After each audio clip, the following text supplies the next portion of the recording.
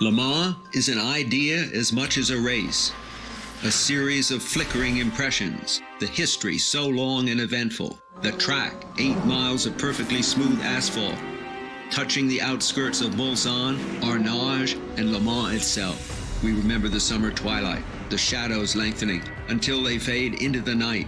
And now we see the lights of the Midway and the lights of the cars moving fast in the darkness. We remember the blinding rain, the fog, the moments when things go wrong. Time is measured in many ways at Le Mans, by the minute hand of the official clock, by the hours that etch weariness on a mechanic's face, by the months of preparation for this single race. This is the Audi era. They have won 10 out of the last 12 races here and are the team to beat. That special aura, that mystique that only multiple wins at Le Mans can confer is theirs today, as it was Ferrari's once and then Porsche's. Today, Audi races Toyota, the largest car company in the world, a giant seeking to start its own Le Mans dynasty.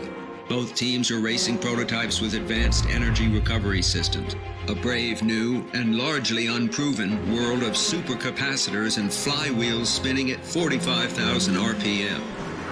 But it is this strange device, built in California by Le Mans winner Dan Gurney and allowed to run outside of the rules to encourage innovation, that is certain to fascinate the fans.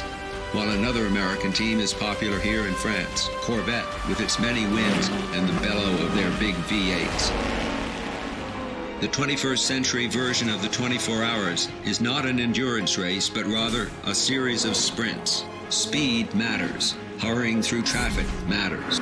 Grand old masters such as Tom Christensen and Alan McNish are being pressed hard by young drivers whose names are still unfamiliar. Once a race chiefly for manufacturers, this is now a driver's race too. Who will be spraying champagne and gazing out across the ocean of fans? We know this. They will have had a very tough 24 hours. A day like no other. A day called Le Mans. At Le Mans, naturally, we always talk about time, whether it's the lap time, the margin to the leader, or how much time is left on the clock. It's all about 24 hours, it's all about a year's preparation, and time has almost run out. We hope you're ready, we are, and we know that the manufacturers, teams and drivers are, as the countdown to green is now at just 27 minutes. This event is so special, it's difficult to wait a year for it to happen again, but perhaps that's what makes the wait so worthwhile. There is no other. This event is peerless. It is the 24 Hours of Le Mans. It is lovely to have you with us. Hi, folks. Lee Diffie along with Speed Sports Car experts Calvin Fish and Dorsey Schrader, and welcome to our 25 hours of live coverage. We're very excited to bring it to you. I know many of you have been with us before we came on the air here to see the special screening of Toyota's Road to Le Mans. Great show. This one's even going to be better. It's not just about Toyota's Road to Le Mans. It's about Audi's Road to Le Mans. It's about everybody's journey to this sacred ground in motorsport. And Cal, when we look at years past, the domineering headline has been Audi versus Peugeot, automotive giants. We add another one this year. The new storyline, the new headline is Audi versus Toyota. It's a very special time in the world of sports car racing, Lee. We're witnessing the evolution of this Audi dynasty before our very eyes. Why are they so successful? Well, they have enormous resources, certainly, but also it's the exhaustive preparation. For example, last year, they won this race, but it was tight. It was really tight at the end. Only one bullet in the gun after they lost the other two cars to those massive crashes. How do they come back this year? Well, they've added to their arsenal. They now have 4 bullets in the gun. First time for 4 cars from the factory effort. So they seem to have ticked all of the boxes. 2 different technologies, Dorsey, but we've lost Peugeot to the fight, but they've got Toyota. That is a formidable opponent for Audi today. And Toyota really surprised everyone when they were able to complete 2 cars for the running. Everybody knew there'd be 1, but 2 showed up. They unloaded. They were really, really fast. Got Audi's attention, that's for sure. But that being said, neither car has ever raced before, and there's 2 drivers in that lineup that have never run here at Le Mans. 4 classes on the track at the one time. Let's start with the Premier Class LMP1. Highlights from practice and qualifying. Audi were dominant. The 4 cars, the way to differentiate between them, 1 and 2 are the e-tron Quattros. Cars 3 3 and 4 are the R18 Ultras. Well, Audi laid down the gauntlet in qualifying, but Toyota immediately responded. They wanted that pole position, and they wanted it bad. They pushed really hard, at times too hard, as you could see. Both cars suffering offs. And in the meantime, Hugh de Schaunack, who's brought in his ARCA organisation to help the Toyota squad, ponders whether these mistakes will be critical come race day. And that left the non-factory cars like Pescarolo and Rebellion to pick up the pieces. But in the end, no one could touch Audi's Andre Lauderer, who set a historic first-ever pole for a hybrid-powered sports car. Truly an historic moment, Dawson. His good friend Benoit Trellier got the pole last year. Lauderer grabs the pole this year. Cal, encouraging to see Toyota in P3. Toyota are fast, and they're really fast down those long straightaways. Look for them to maybe look for the front of the pack at the green flag today. You'll hear us talk a lot about Audi. You'll hear us, of course, talk a lot about Alan McNish. Just a few moments ago, Speed's Justin Bell caught up with the diminutive Scott. Hello everyone, welcome to the grid here at Le Mans, and once again I'm with Alan McNish, who's at the pointy end of the grid. But Alan, a year ago today you had arguably the most horrific crash in some ways of your career, and it just highlighted just how formidable this racetrack is, didn't it? The circuit is one that you've got to treat with a lot of respect, and that's everybody on the track. And since then, you know, it's a year ago, as you said, we're into a new season, 2012. We've got a new World Championship, and we're here at Le Mans. And the sun might be shining. It might, well, it always shines on little Scottish people. Hey, less of the little. Come on, Justin. Big in heart. It's a very well-formed team, been together a lot of years, but new technology. How exciting is that challenge? It's always good to come with something fresh. And certainly for Tom Dindo and I, we're the sort of stable, if you like, long-term part of it. But the car with the e-tron Quattro and the hybrid aspect is definitely very new. So far proved to be fast in the dry and in the wet, and we'll see how it proves over 24 hours. And guys back in the booth, if it rains again during the night, Alan's told me his car is very fast. Brian? Alex Wurz has won Le Mans twice, once with Porsche and once with the newer diesel technology at Peugeot. But Alex, this Toyota hybrid technology is brand new. For a driver, when you come here with something as unproven as this, does it change anything about the way that you approach this event?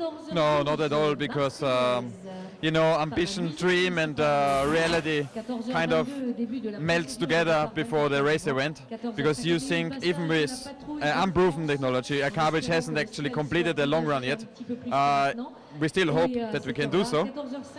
So therefore you have to approach it the exact same way. Alex Wurz looking for win number 3. Good luck to you and the rest of your Toyota team. Audi versus Toyota, here they are head-to-head, the tail of the tape, the R18 e-tron Quattro up against the TSO 030 hybrid, Cal. Well, you can see there the tail of the tape. The Audis, of course, have that diesel power. Petrol powered for the Toyota, two-wheel drive, four-wheel drive for Audi with that hybrid system. That means that they are regulated to using that boost with the hybrid power. Only when they get over 75 miles per hour for the Toyota, it is unregulated usage. Of course, these two manufacturers and teams have been the talk of the sports car and endurance world. But what about the revolutionary Delta Wing? Let's hear from the GM of Nissan Europe, Darren Cox. The Delta Wing really is a testbed for Nissan's innovation. The 1.6 turbo engine in this project will enable us to learn a great deal about future engine technology. In addition, the benefit of the lower drag and the lower weight means that we will get huge benefits in terms of fuel efficiency, and that is what the industry is driving for today. What better way to prove a new technology than go racing for 24 hours? We're going to race it at the world's greatest endurance event, Le Mans.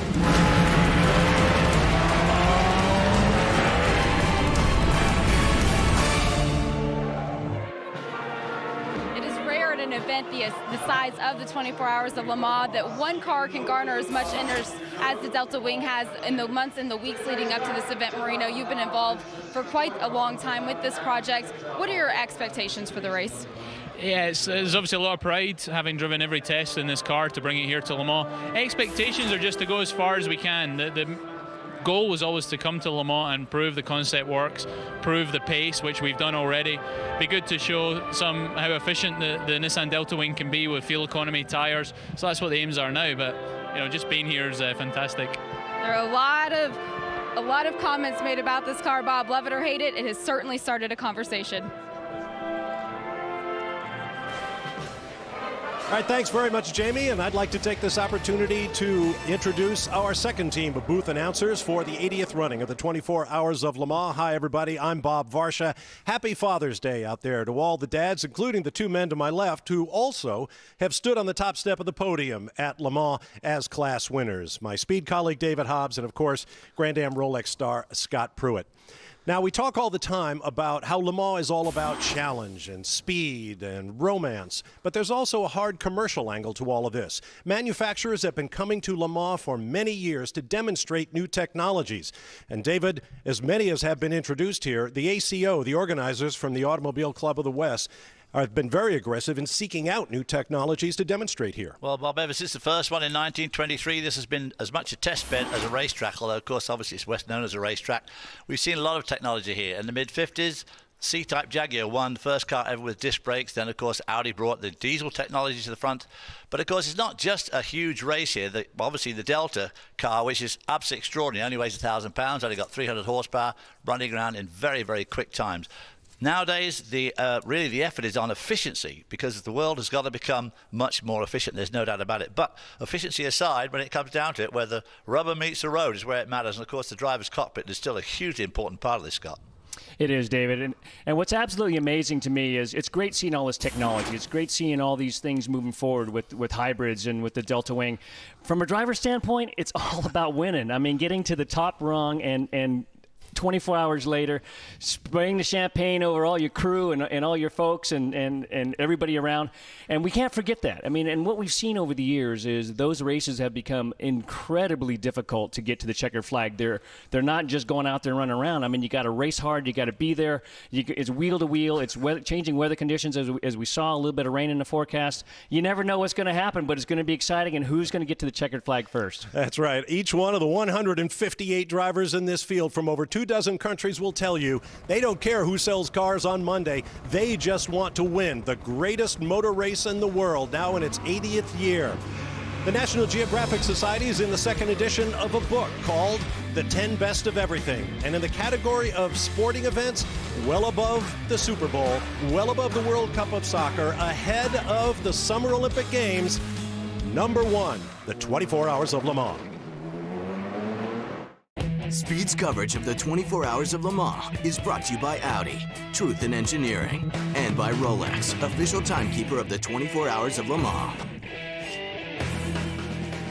Welcome back live to the Circuit de la Sarthe for the Sarthe region, home of the city of Le Mans, and home, of course, to the greatest motor race in the world, the last true open road racing enduro.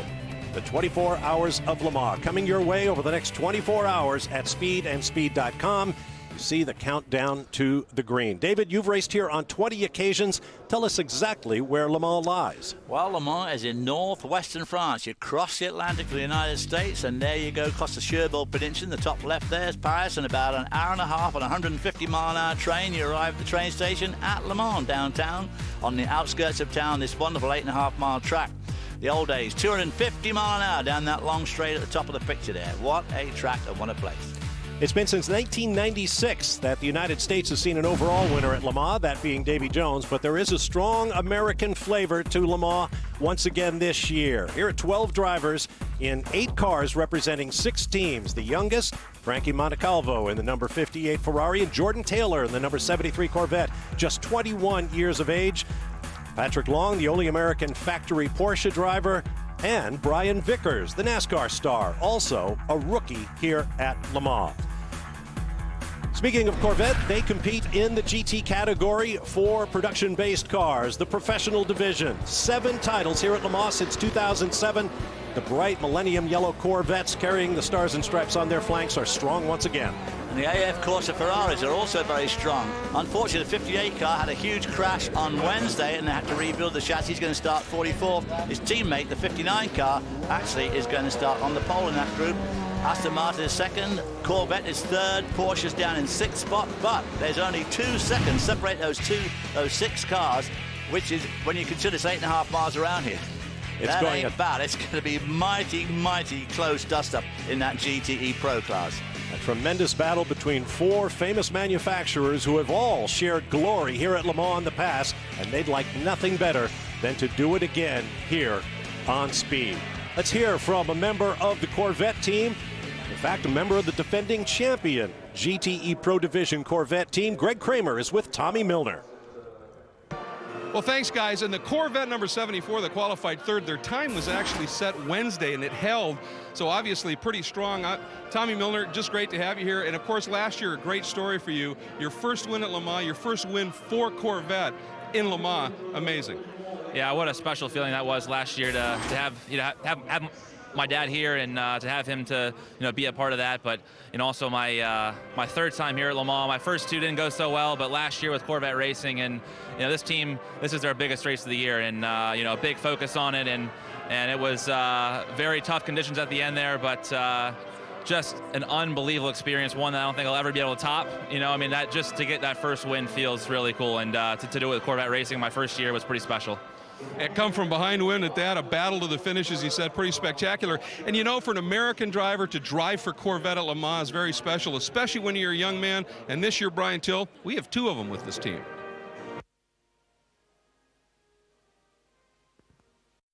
21-year-old Jordan Taylor, who makes his debut with Corvette's endurance program this year. And Jordan, I know already your Le Mans experience has been a bit wild, let's say, from the test day to travel to get here, the pomp and circumstance that goes on around the event. But how do you put that behind you and focus on what you need to do from the cockpit, which is drive that Corvette? Yeah, there's so much that goes on at Le Mans. We've been here since Monday, going through scrutineering and all the media stuff, and then you finally get to drive on Wednesday night and Thursday night, and you don't actually get that many laps around this huge place. So once you're in the car, you're in your comfort zone, and you just try to do the best job you can for Corvette Racing. See if Corvette can take another victory. Jordan Taylor will make his debut at Le Mans 10 years after his father, Wayne Taylor, ran his last event here in a Cadillac prototype, ironically from the garage right next door. And Wayne, Shelley and Ricky Taylor are on hand to watch Jordan in his debut performance.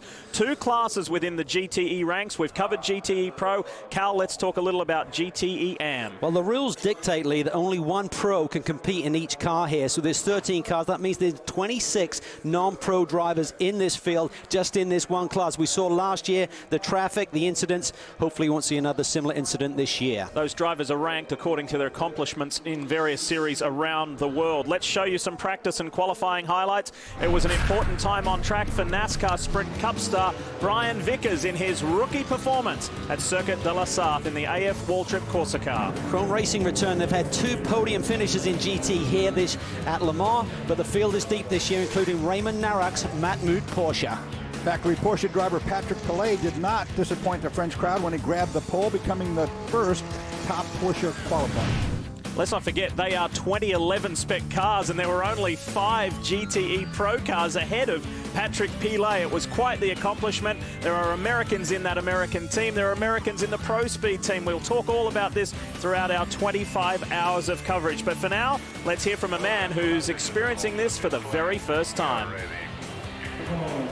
This weekend, the NASCAR Sprint Cup is competing in Michigan, where they will race for 400 miles. But one of their drivers is here at the 24 Hours of Le Mans for the first time. Brian Vickers, this is your first 24-hour race. I know it's been a completely different experience for you. What have you learned so far? Oh, well, where do I start? I've learned so much about road racing and, just driving different cars. And, just honored to be here with MWR and RK Motors. Of course, they've really given me a great experience this whole summer, really, in Europe, and racing from Spa to Mugello to Paul Ricard. So many great tracks. I would have never believed, if you asked me in a million years, that my first 24-hour race would be Le Mans. I just always assumed it was going to be Daytona, but I'm so happy to be here. When he gets to drive your Ferrari 458, guys, he will be in the car for the third stint, so we'll certainly keep an eye on it. Thanks, Jamie. Fourth and final class, LMP2. Let's take you to the highlights and a surprise pole sitter in the ADR Delta team. Australian John Martin doing a great job on debut. Two strong entries from the USA. One is level 5. You see here the car had big issues in qualifying. They're buried in the pack as we go to green. And the Starworks entry, they won the season opener at Sebring. They've quietly gone about their business this week. They look awesome. Orica Nissans are prevalent in P2. There's 2 of them here of the 7 entered, 46 entries from Boots and Gignon. Qualified 4th, and the 48 Murphy Prototypes is an Irish entry. As we show you the top 5 in qualifying, this used to be a class that nobody ever wanted to win. The drivers were somewhat questionable and the cars were somewhat questionable. Now, this is possibly the most competitive class of the 4, and one of the drivers really relishing the opportunity to compete with his son, standing by with Andrew Marriott. In 1990, we had a famous victory. Jaguar won with Martin Brundle. 9 years later, the same man was on the pole position here with Toyota, and now he is racing again, but this time with his son. And this is a dad and lad operation, a father and son in more ways than one, Martin Brundle. Well, I'm hoping it's a winning team first and foremost. We'll enjoy the dad and lad bit on Monday if we have a great race. We're here to try to win the LMP2 category. It's wonderful, of course, for me to experience this, watching Alex so closely, his first Le Mans experience at 21. He's driving beautifully, day or night, wet or dry. And so there's a pleasure in that. And we've built up to this race, been training together, we've been doing media and PR and all sorts of things, and testing, of course. So that aside, yes, that's been very enjoyable, but now we've all got our race heads on. And now the team is also a dad and lad operation with the Greaves father and son. It is, yes. Tim Greaves, the team owner, and Jacob Greaves, the team manager, and also our engineer, Alan Mugglestone, and his son are. And it's Father's Day, Alex reminded me, on Sunday in the UK, so that's it might just all be very timely. Very good, thank you very much. And, well, Alex is looking forward to the race as well. As are we all, with just 6 minutes, 50 seconds to go. We're going to squeeze in a quick break. When we come back, we will hear from the best ever at Le Mans, Mr. Le Mans, TK, Tom Christensen, when we come back.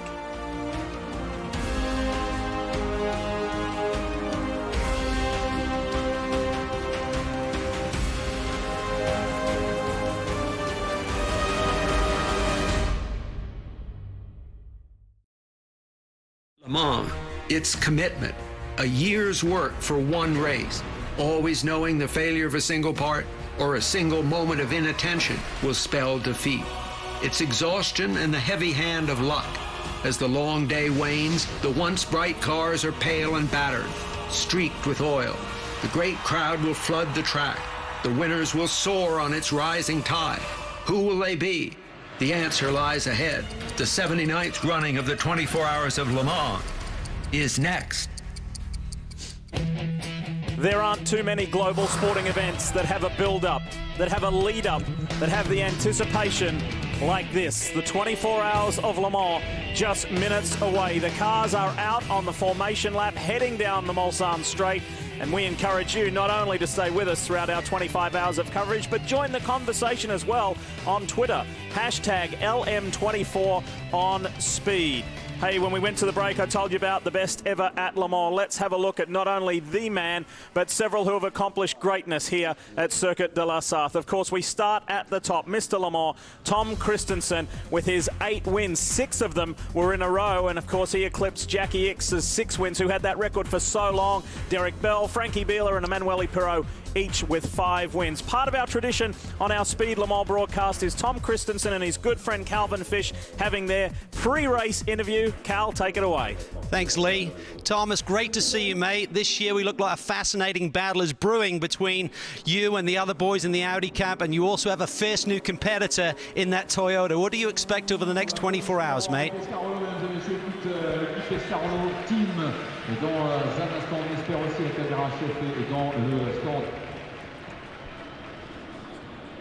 Tom, what do you expect over the next 24 hours? A fierce battle is brewing right now.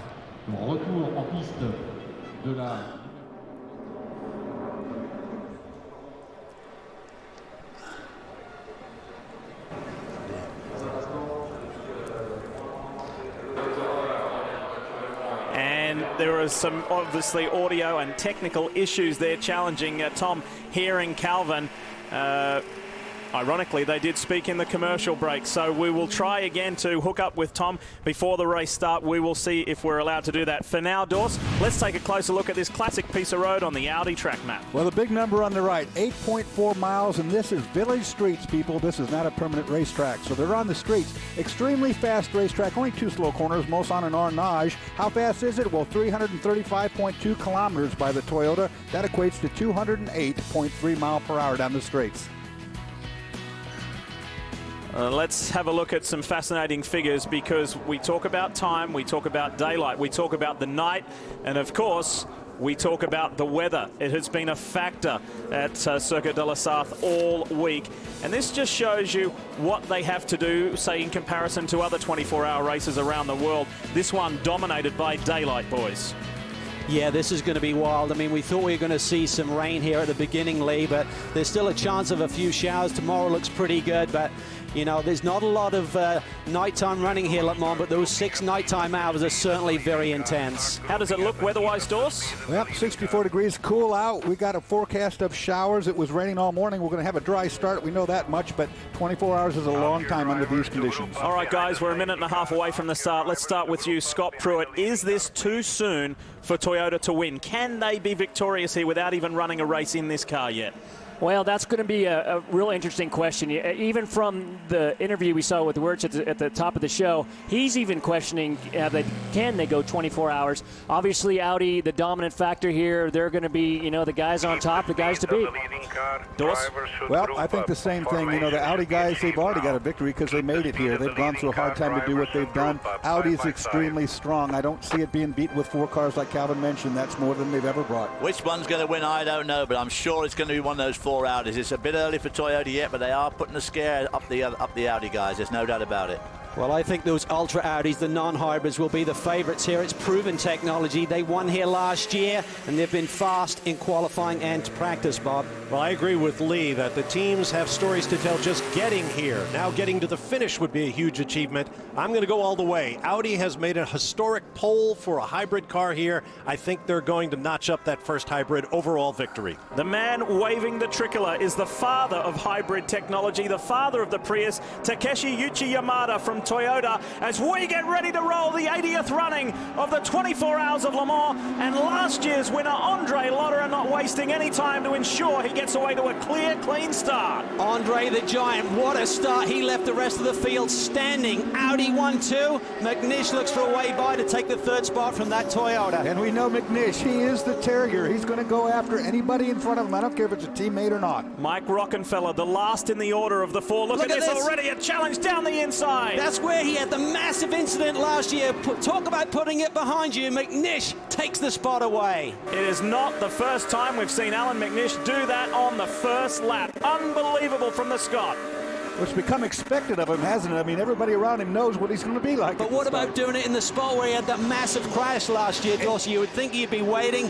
He's got the go button pressed. And it was the exact same maneuver, Cal. It was chopping across the front of that Ferrari last year that caused that incident. He's just now done it to the Toyota. Stefan Sarazen may try and return the favour coming down to the first chicane. He draws almost alongside Alan McNish. It's Audi 1, 2, 3, then the Toyotas. Well, the Toyotas have certainly shown a little bit more top speed in qualifying and practice here. We saw the 2 front runners weaving around. Remember, these new generation of prototypes have these massive front tyres, same size as the rears. You've got to be aggressive to generate and keep that tyre temperature in. They're typically coming from tyre warmers, sitting on the pre-race grid, doing those formation laps. They're looking for tyre temp right now. And when you talk about the fact that the Audi hybrid is running front-wheel drive when it comes into configuration, it's carrying 2 electric motors up there. That's more weight. It's carrying axles from those motors to the front tires. That's more drag. It does not have quite the top speed or the acceleration as the other cars without. Keep in mind the big picture. Toyota accelerated their program. The first car was only built 9 months ago,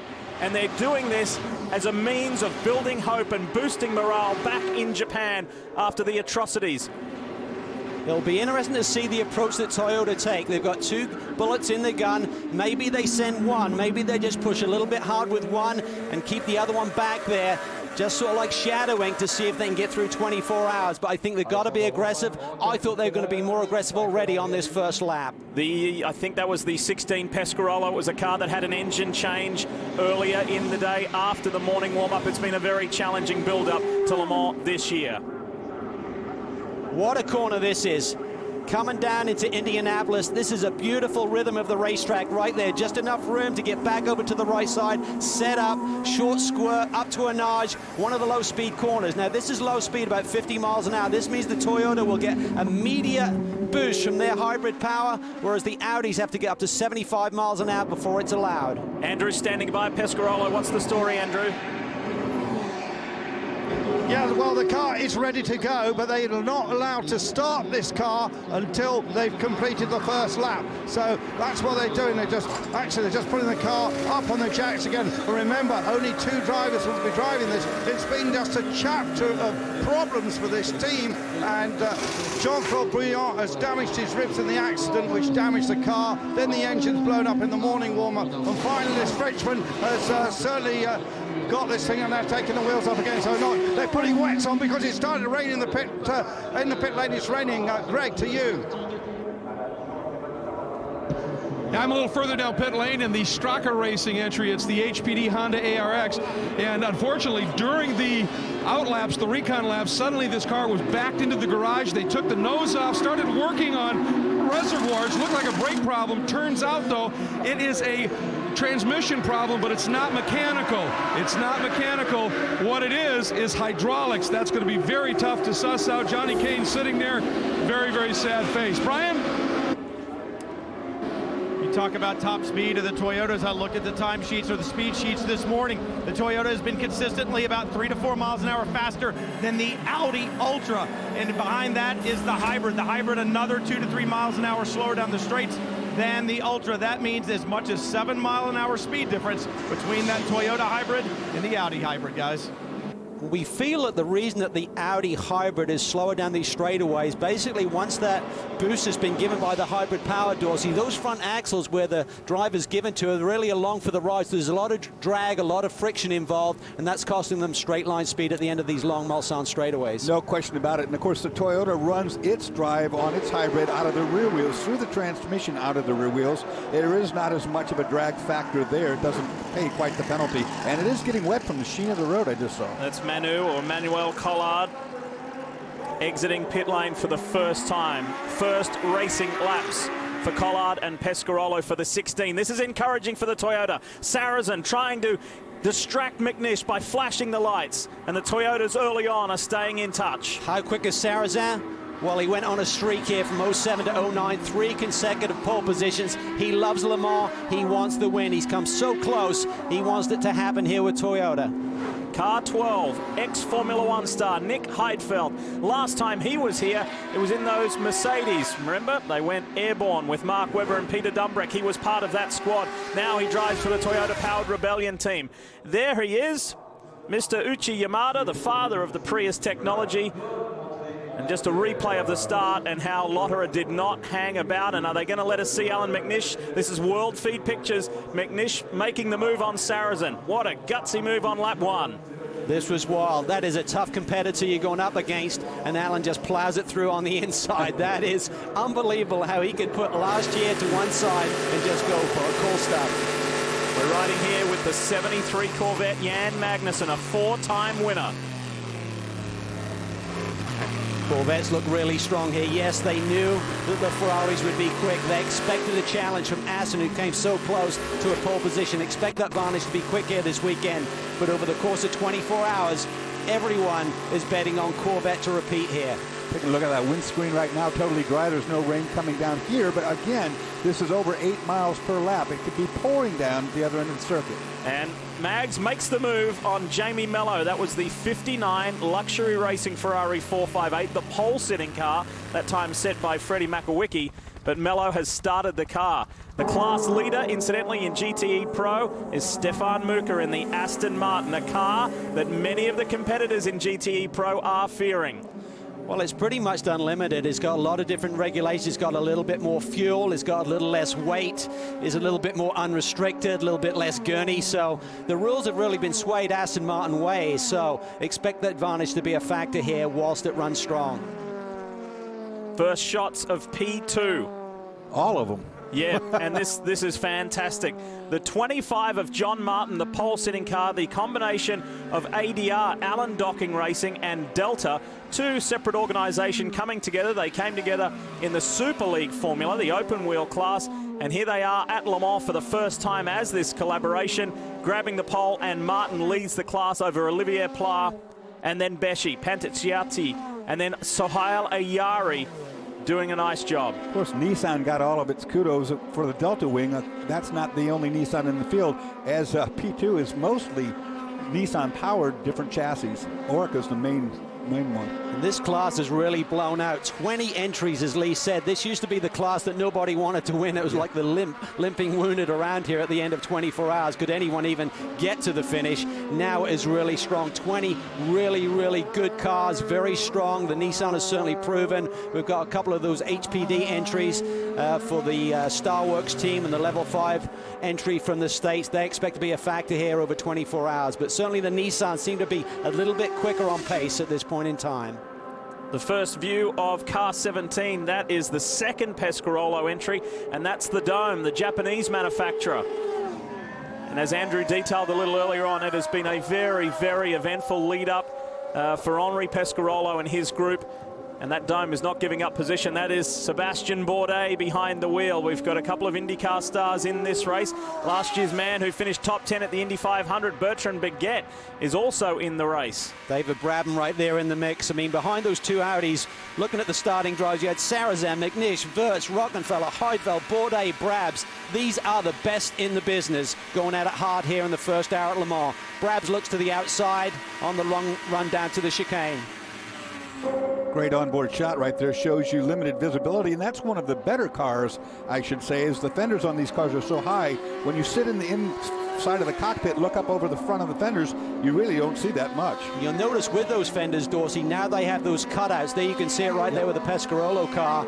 They've been brought into the regulations. The air used to pack up underneath the fenders, underneath the bodywork, and cause some of these flip overs. So now all of the prototypes have a mandatory cutout over both the front and rear wheels, as you can see. I'm going to the garage the way it looks. More dramas. This was the AMR, the Aston Martin Racing 1 chassis from last year that is now owned by Roald Goethe, and he's helping out Henri Pescarolo, who fell into some financial difficulty over the past 18 months. Meanwhile, this fight goes on. Bertrand Baguette trying to make the move on Sebastian Bourdais. Brabs has already got by. So much more to come.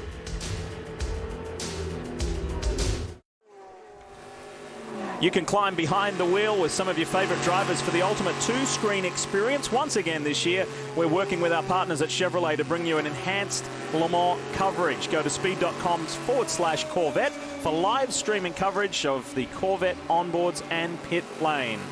Pleased to bring you that. And the scrap where we left, Brabham, Bourdais, Baguette.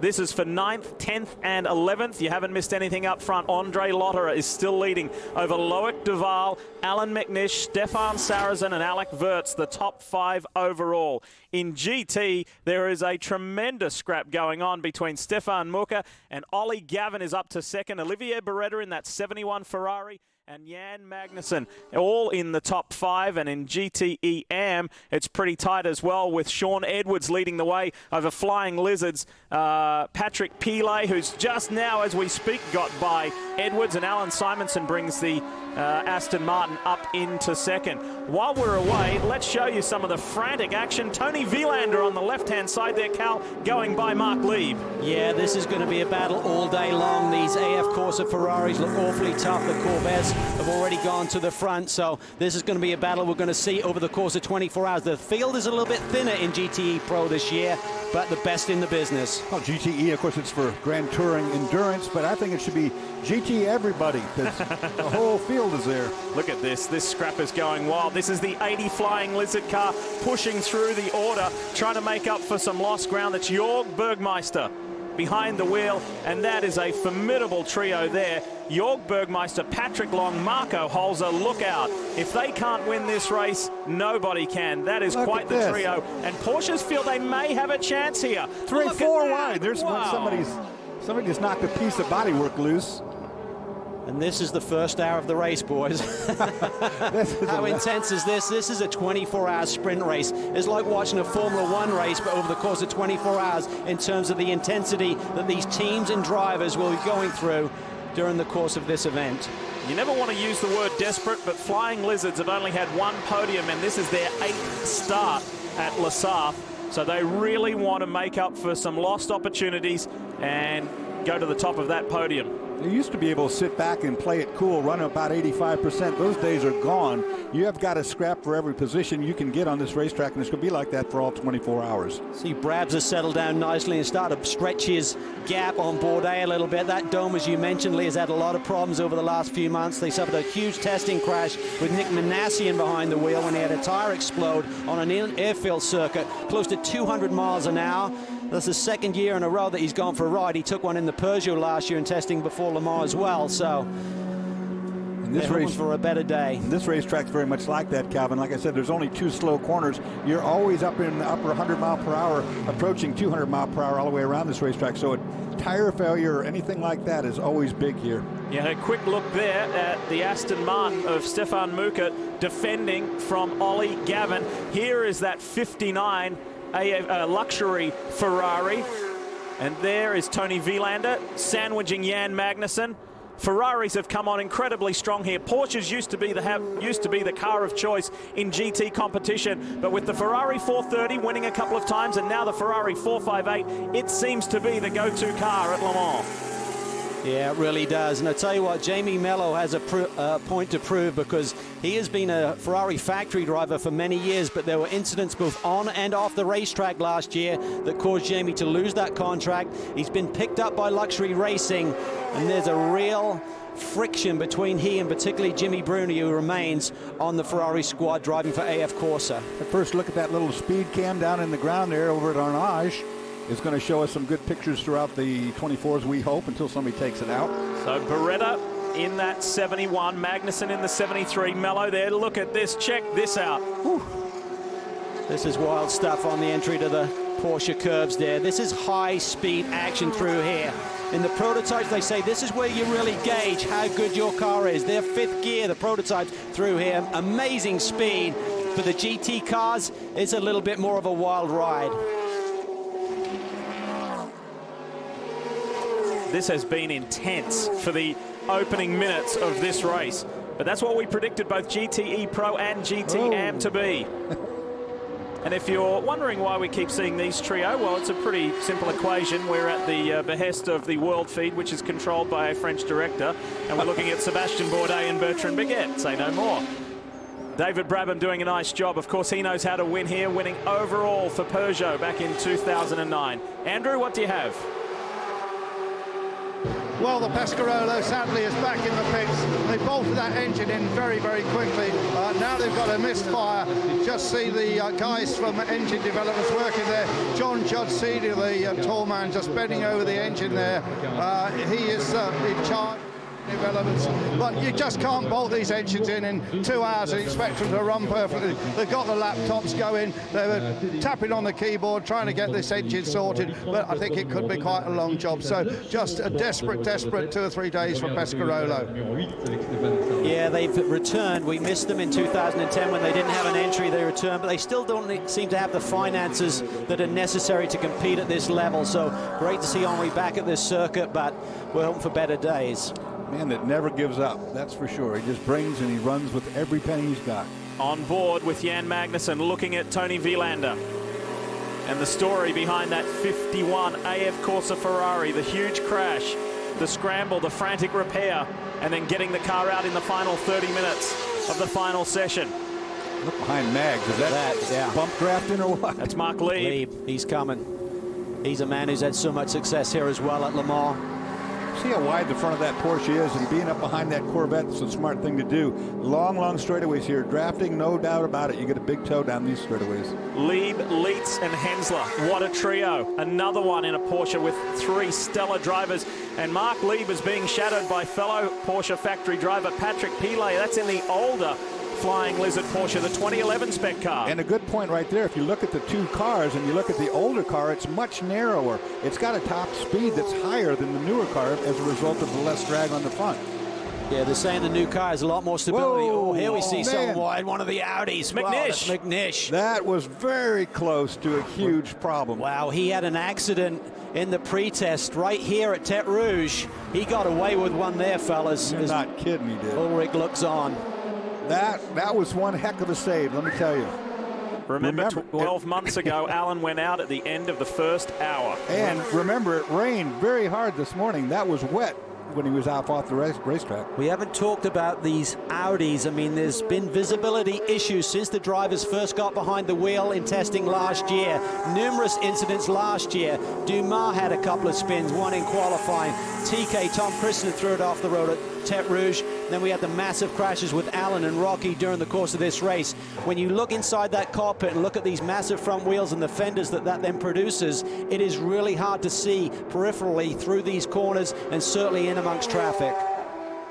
You saw already a fairly weary face on one of the Corvette team members. Keep in mind, by the time they exit the circuit in over 24 hours' time, the majority of the team personnel will have been on the ground in France for 21 days. It's been a long old journey, and they have to save the best to last. Here's the Toyota duo of Stefan Sarrazin and Alex Wurz.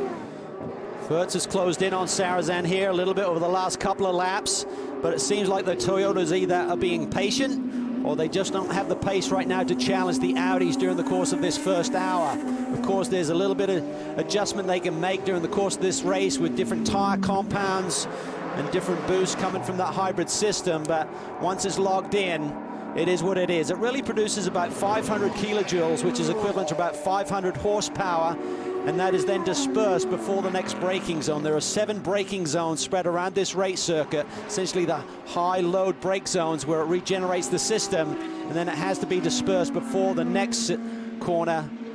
And this is what the guys are working with, trying to figure out the best way to use that extra boost. And think about Toyota's lineup. Of the 6 drivers, 4 of them have come from Peugeot last year. They bring a lot to the table. Forget the rest of their racing resumes, what they learnt driving for the French factory team. See, coming out of that corner there, Dorsey, they've taken away, there's some AstroTurf there that used to be inlaid in the track. They've taken that out as a safety issue. They found in the testing when it was raining, the water would stay in the AstroTurf and cause the guys on slicks to have big issues. That's where Guillaume Moreau had his problem with the Oak Racing car and had a massive crash.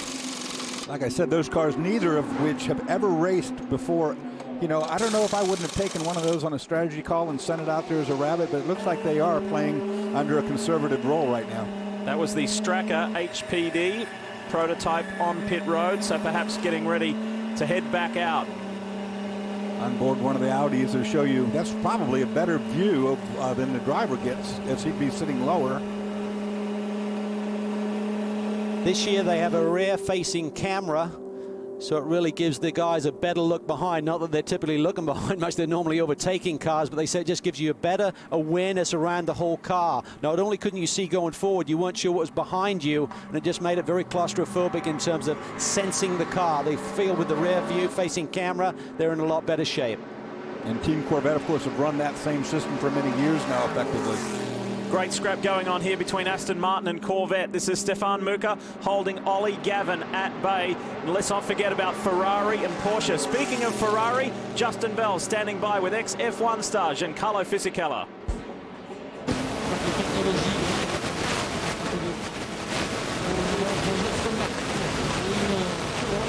Pace all the time, but in GT now, you've got to admit, you're full on it all through this Le Mans 24 hours.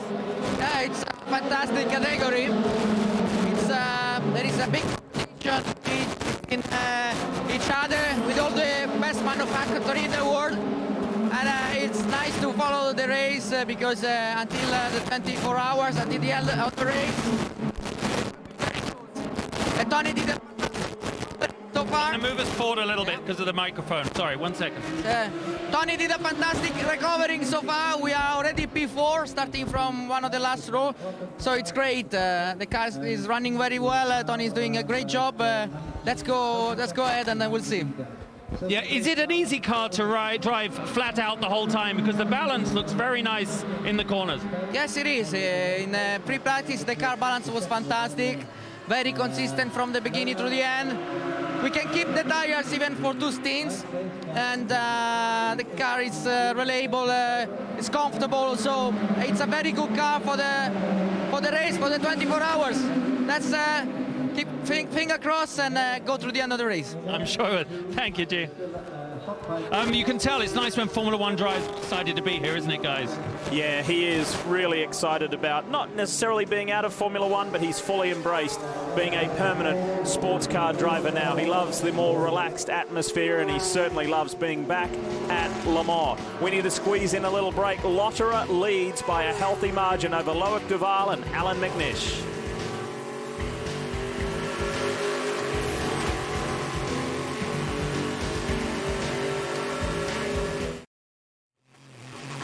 I'd like to remind you about joining the live conversation around this event, the 24 Hours of Le Mans, in the social garage at speed.com. Be sure to follow with the hashtag LM24OnSpeed on Twitter. Get in on the fun. We'll talk to you. We're rotating through various shifts and breaks, and when we're off the air, we'll certainly love to hear your thoughts, and we will talk to you. While we're in the last break, pretty major occurrence going on with one of the Works Toyotas. Check this out. Alex Wurtzkal. Yeah, he just dives it down the inside. It looked a little bit late to me, Dorsey, as he goes down the inside of the Matmut Porsche. And a good job by the Porsche driver reading that situation, and not that he had much choice other than crash, not avoiding the wreck. That was Nicholas Armindo. And just a few moments ago, our first shots on track in race at Le Mans of Michael Crum in the Delta Wing. Watch him down here in the brake zone. He had a little moment as he got the thing slowed down. This is pretty cool. Half the weight, half the horsepower, half the drag. And while this pit stop was going on, Greg Creamer was there. Greg? Just had a word with the team. This is pretty early, of course. Their plans were, one of the reasons they're here is to show fuel economy, and this was very early. Turns out they were seeing the temperature go up, and it looked like there was some blockage in one of the radiators, and apparently it fell out when he turned off track at the chicanes to come into the pits, hit one of the bumps, and it fell out. Everything's fine. They sent him back out, just took some quick data readings, and sent him back on the way. The problem they had in the morning warm-up in the rain with the electrical box, turns out it was just moisture getting in through one of the seals of the ECU. As high-tech as this car is, the fix for it in case it rains, more goop. I love it, Greg. And I think they're just going to have a very conservative approach with the Delta Wing here today. They want to get it to the finish. If they see anything they feel they need to attend to, Dorsey, they're going to bring it in. Absolutely. It's the right way to do things. I mean, it's a big test bed, isn't it, for them? It's a brand new car. Sebastian Bourdais in the Pescarolo Dome. Judd for the first time. And again, this was the Aston Martin chassis that did not last very long last year. Like he's going in the garage too. Yeah. Typically when you see those skates, as they call them, spin the car around, you're not allowed to drive the car into the garage or drive it out. It has to be parallel park, so to speak, and then brought in this manner. But not a good day for the Pescarolo team. Had massive electrical problems at Spa and even before Spa, and Nick Manassian told us that they'd overcome those woes and were looking for a much stronger run. Hey, speaking of a strong run, what about Flying Lizard? They've got two cars here, and they're hedging their bets, one in GTM, one in GT Pro, and a multi-time winner here in class at Le Mans is Pat Long. He's with Jamie. We talk about the difference in the Pro and the AM Porsche. One driver who's driven both of them is Patrick Long. Patrick, we know that the 2012 car is at a slight disadvantage, but why? Well, we've improved the downforce, but we have a little bit more drag. Le Mans is full of straights, so we're hurting a little bit on the straight line right now, but, Jurg's out there. He's digging deep. We're still having a great time. It's Le Mans. It's the biggest race in the world, so we're going to dig deep for all the Lizard fans. We've had lots of tweets and texts, and just want to say thanks for all the support back home. We're not out of this. We're not going to be up there for the first few hours, but with the Porsche, we're going to be there at the end. As a team and as a driver, what are the strong points of this new car? Well, certainly we've improved braking. We've got great traction, but we're not really in the favor of the rules right now. And rather than sit around and politic and cry over our cereal, we're just going to get in and dig deep like we always have done. And you never know, stranger things have happened. It's so different these days. When I started here in 2004, you had to get to the end trouble-free, and you pretty much were guaranteed a victory. If you do that now, you could still be 6th place. So it's a really, really deep field. I think that's all the manufacturer influx. We saw a bunch of new manufacturers, Mazda, Chrysler. Everybody's here. Everybody wants to be at Le Mans, so it's an exciting time to be here. This is my 9th one in a row. I'm thankful to be here, first of all, and second will be if we can get a result, but we're going to push for a win. Thank you, Patrick. And once again, as we see the first of the Toyotas in, Justin is there.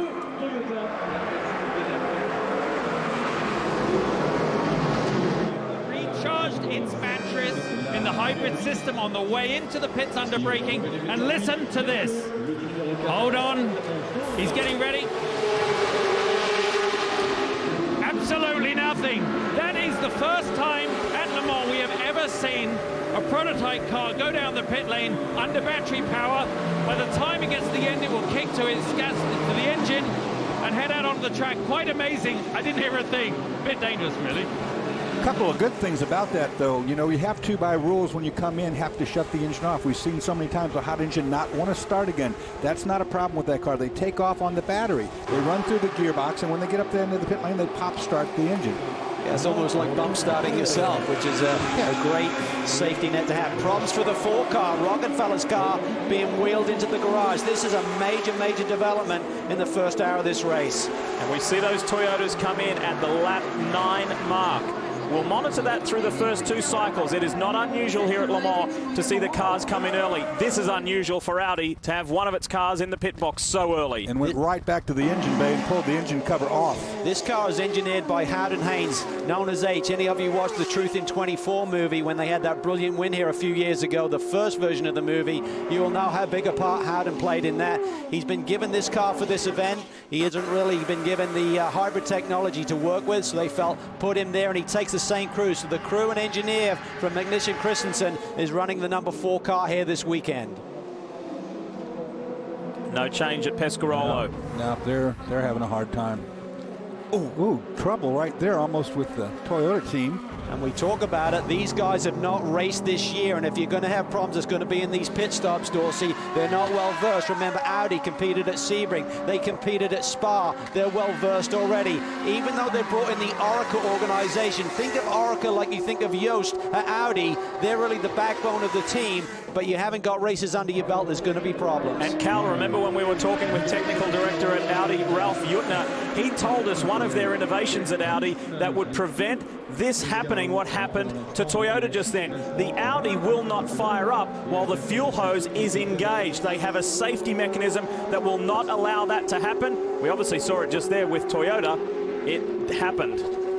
And of course, Toyota is leaving under electric power, so it's not a startup procedure like it would be in the case of the Audi. You see Watch right to there. the right. Yeah, and the fuel guy's like, what happened? Yeah, he was got very released verbally, I'd say, over the radio, because the lollipop, as we call it, that green sign, seemed to be being pulled out of the way as he was driving, rather than the lollipop releasing the driver. Here we see the leader. Lotteres is in pit lane doing 1 extra lap over the Toyotas.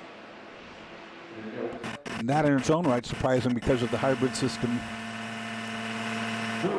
How familiar was that sight? Those eyes, we saw it for the last 4 stints to conclude the race last year, Brian. Butter in that beautiful hybrid, and right behind him, the sister car, the number 2 coming in. In the number 4 car, the Ultra, Mike Rockenfeller, who was in the garage. They went to work on the back end of the car. You saw him take the engine cover off. They also took the rear wing assembly off, worked on the back end. They put it back together, and he will be back out. Butter back on track. Looks like Fuel Roggenfeller only on the Audis right now. Roggenfeller will lose exactly 1 lap to the leader. The leader just left, and Rocky is 1 lap down. Tough to make up with the safety car procedures here at Le Mans. McNish gets fired up and is away. And positions remain the same as they were on track in the order of Lotterer, Duval and McNish. So you've got hybrids for Audi, the e-tron Quattros 1 and 3, and Duval in the R18 Ultra in the middle of that. We'll have to wait for these pit stops to cycle to get a true read on how far these guys can go on fuel. Remember the parade lap and everything, so this first stint is always shorter, but Audi did 10. They told me during the week at the practice days and qualifying that they expected 11. We'll have to wait and see. Because they're diesel and they have hybrid, they only get 58 litres. That's just over 15 gallons compared to the Toyota, which is hybrid but gasoline powered. They get just over 19, so that is a huge difference in the fuel capacity of the 2 opponents. 1 Rebellion in, serviced and sent. That was Nick Heidfeld in the 12. 12 and 13 are the Toyota Rebellions. And to Cal's point, it's all about time on pit road. Last year, Audi had that pace. They were able to do 5 consecutive stints on tyres. They did more pit stops They're a little bit thirsty. They did 31 versus Peugeot's 28, but they were able to outpace them. And I spoke to Dr. Ulrich, who heads up Audi Motorsport this week, about that. He said when we lost the other two cars, we feel we could have gone 12 laps, but it was going to be really tight. When you've only got one bullet in the gun, we had to be conservative. Conversely, by pitting with not an empty fuel load, they basically had a little bit savings on the refueling time, so it really worked out to their advantage in the end. It was a brilliant performance by that team, and they were really up against it with a heavy load from Peugeot coming at them. Of course, everybody's going to err on the cautious side on that first pit stop anyway, just to take a look at what kind of readings they are getting out of the car. Conditions change, of course, from when they practice. It was quite wet this morning.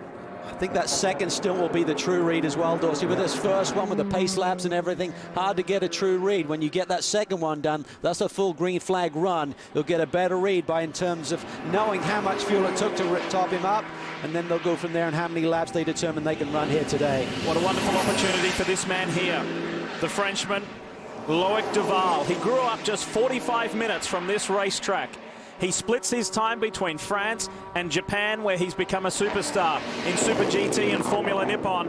And this is his big chance at standing on the podium, perhaps even winning. His best is 5th last year. Here he comes. He gets her an extra lap. Remember, this is the non-hybrid powered Audi, so he's coming in 1 lap after the hybrid powered cars.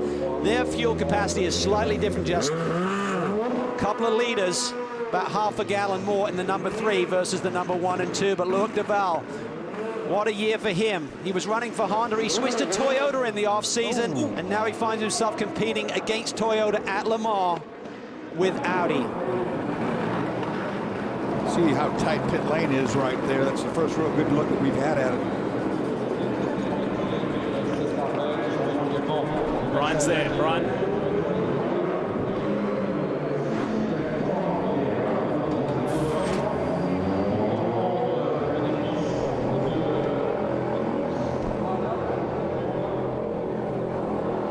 Victory here at Le Mans overall. Routine stop. All of these have been that way except for Mike Rockenfeller. We will check and see if we can find out what was wrong with the back end of the number 4 Audi. You see during that pit stop, there's a little cannon. This was close. Here's a replay of one of the LMP2 cars leaving its pit box. The Duval's looking for his slot. But that canister that goes in on the left side, that's a drink container. It's something that was developed by Howden Haynes for the Audi DTM squad. It's just a quick release. They pop it back in during every stop. And they also pull out a data card, which allows them to turn that over to the ACO squad to really check that all of the regulations are being enforced in terms of the performance of that race car. That was the Cenatech Nissan that Loic Duval almost came in contact with. We are riding with David Brabham, former overall winner here at Le Mans. Greg, tell us more from the lane. Yeah, it was pretty amazing. The Cenatech car just pulled out right as Loic Duval got right on top of him, and they almost collided. Duval actually had to juke to the right just a little bit and check up a little bit to not get into that machine. So obviously early in the going, not too costly, but still, you never hate you want to lose time on the run down pit lane. By the way, the Starworks entry, one of the cars, of course, we're interested in, Peter Barron's team, has completed its first pit stop. Tires or fuel only, totally routine. But the big story in P2, the leader, Martin, in the ADR Delta, stalled coming out of the pits, sat there for over a minute. They finally pushed him back in the stall, got it to refire, sent him on his way. Very costly for that very impressive team. This is the 15 of Bertrand Baguette. I like the sign on the side. Yeah. I was dodging it. I was waiting for you on that. I'll tell you, this is a hairy place around here. The speeds, the speed differential, and the fact that by the rules, there's 20 Pro-Am drivers or gentleman drivers in the P2 category and 26 in the GTE AM categories. 46 drivers, and speed differentials are huge here. And speaking of huge, one of the big stories early on involves the number 4 Audi. What was the story, Brian? Lee had just checked with Dr. Ulrich, and what he said was that Mike Rockenfeller had complained of a vibration on track, and he had felt it in 2 different places, so 2 different times. They brought it in, put it in the garage, pulled the back, checked all the suspension components, making sure all the links were tight. Everything was fine. 4 new Michelin tires, and sent him back out. But you want to get those problems checked early to make sure they don't turn into something bigger, much bigger here at Le Mans. Well, vibrations don't go away as a rule, and they normally are either something in the driveline or we have a tire issue. Both can be catastrophic when you're cruising along there, Calvin, at 208 miles an hour. Yeah, I mean, a vibration at over 200 miles an hour, that turns into a big, big problem. So Mike's making the right call. They've lost a lap, and they'll try and fight back. But right now we saw that the Ultras, the non-hybrid Audis, went 1 lap further. They did 11 laps on that first 10. 10 for these guys, the hybrid-powered Audis. Might see 1 more added to that score, but bear in mind that first stint, you had the parade lap, getting to the green flag to be added to that total. Oh, look at this. Ooh. That's that Cena Technician that the incident was with on pit lane. Oh, boy, that was again close. Hear that funny noise right there? I think, I can't really say. That's where it's being regenerated, Dorsey. That's where that hybrid power is being regenerated there into those Ford chicanes. There's another one at the end of this straightaway up into the Ford chicane. 7 spots. And it's an extra noise. Listen for it when it goes to the brake. It's a kind of a, that's how it sounds like to me anyway. It's close. Thank you. It's a new noise that I haven't heard before, so I knew it was something going on. Well, the other thing is those diesels are so quiet, you tend to hear a lot more than you would with a gasoline-powered car. Really shows the great rhythm of this racetrack from the helicopter shot here. Well, like I say, only 2 corners on that course are really tight corners. The rest of them are all very flowing corners, which are very fast. Oh, Loic Duval back in. Yeah, this is unscheduled. He's only been out there for a couple of laps. So problems early for Audi with both of the non-hybrid cars, Brian.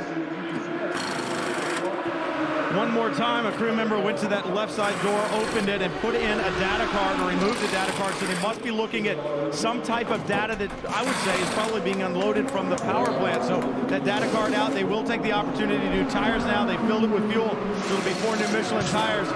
Luke Duval will be back underway. I'd suggest they saw something on the telemetry with a slow puncture or something, because it didn't really look like there was any other servicing done other than changing those tires only 2 laps into a stint, Doors. Yeah, I agree totally. That was the first thing that they showed any priority to, short of pulling that computer chip, which is going to give them the download of the computer, let them know if anything else is going on, but it definitely looked like it was tire related. Remember, all 4 Audis are the same cars as far as the monocoque chassis. They are all R18 Ultras. However, we have the 2 cars 1 and 2 that are the diesel hybrid technologies. And we talked about the investment that Audi makes. Yes, it's the R18, but this is essentially a totally different car from last year. It is heavily, heavily revised. There's a carbon fiber transmission housing. All of the bodywork has been lowered and lightened because that hybrid system weighs about 70 kilograms. That's about 160 pounds that they got out of this chassis to be able to put the hybrid system on and not be at any weight penalty. That's a lot of weight to try to get rid of, too. Time for a quick break. We're going to leave Le Mans momentarily. Here's how the state of play is in LMP2. Olivier Pla for Oak leads the way.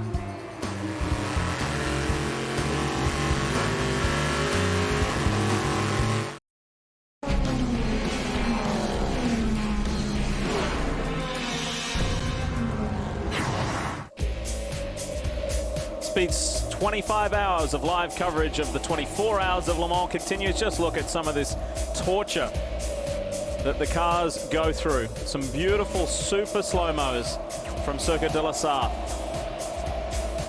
David Brabham there in the JRM. Pretty cool shots.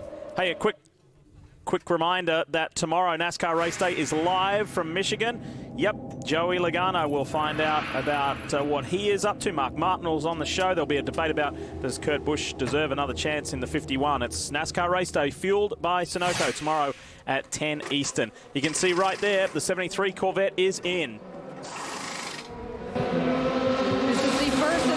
Pit stops for Corvette Racing, but it is for a very unhappy race car. Driver Jan Magnussen was on the radio with their crew chief Dan Binks saying this car is not good, not good. So when they came in, they took the chance. Antonio Garcia is now behind the wheel of the car. They are switching to a different tire compound as well as making a couple suspension changes, hoping to level out things a little bit. But in the early stages of this race, the 73 car is not happy.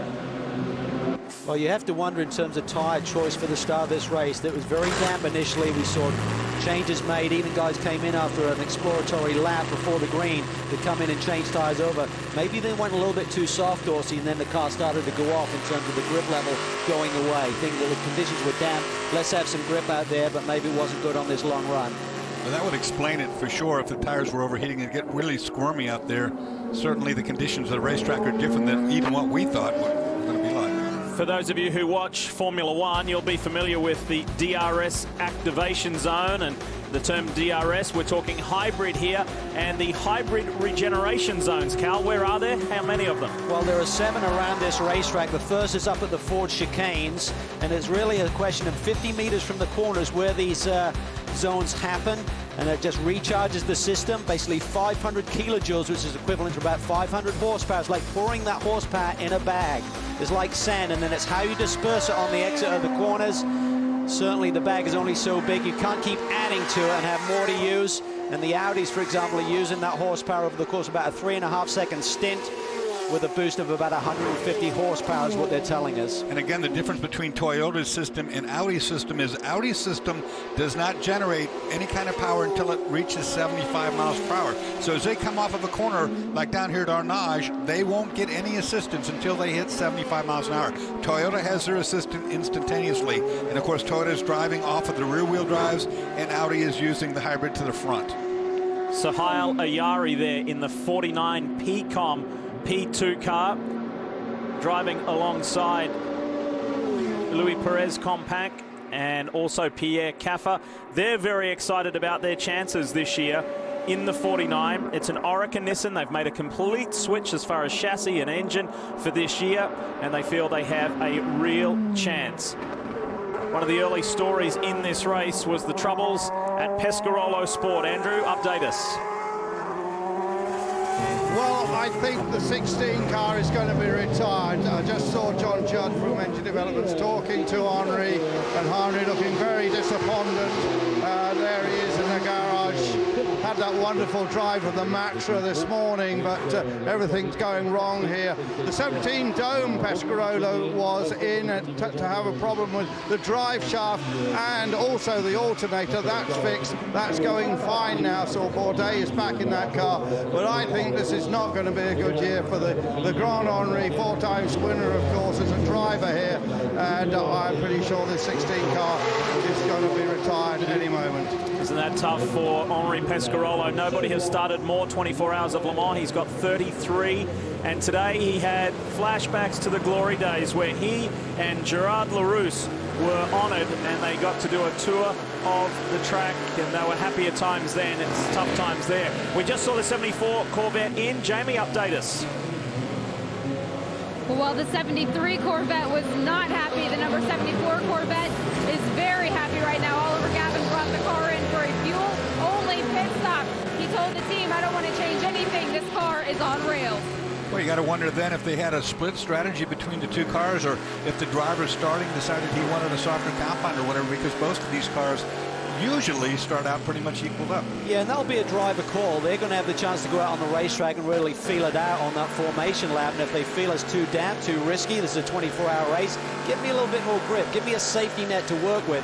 I mean, we're just hypothesizing here that what Magnussen may have done there on the opening stint, but certainly he wasn't happy with the balance. But that's something where the Corvette boys have so much experience, and they'll continue to tweak on that Corvette. They've got 24 hours to do it and make sure it's strong for the final 2 hours when it's typically a dogfight. And in this amazing era of hybrid technology at Le Mans, we have all 4 hybrid-powered cars in the top 4 positions. Andre Lotterer has an 18-second lead over Alan McNish. Alex Wurz is third, some 37 seconds behind our race leader. And Stefan Sarrazin is in 4th place, some 41 seconds back.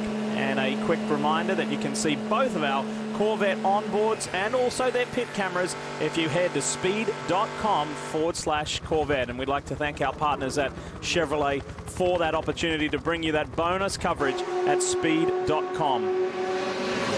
Another good story in P2, Cal, is one of our American contenders. Starworks Motorsports are there for the first time. They've got a 2-time class winner at Le Mans in the English driver Tom Kimber-Smith behind the wheel. They're running 6th in class already.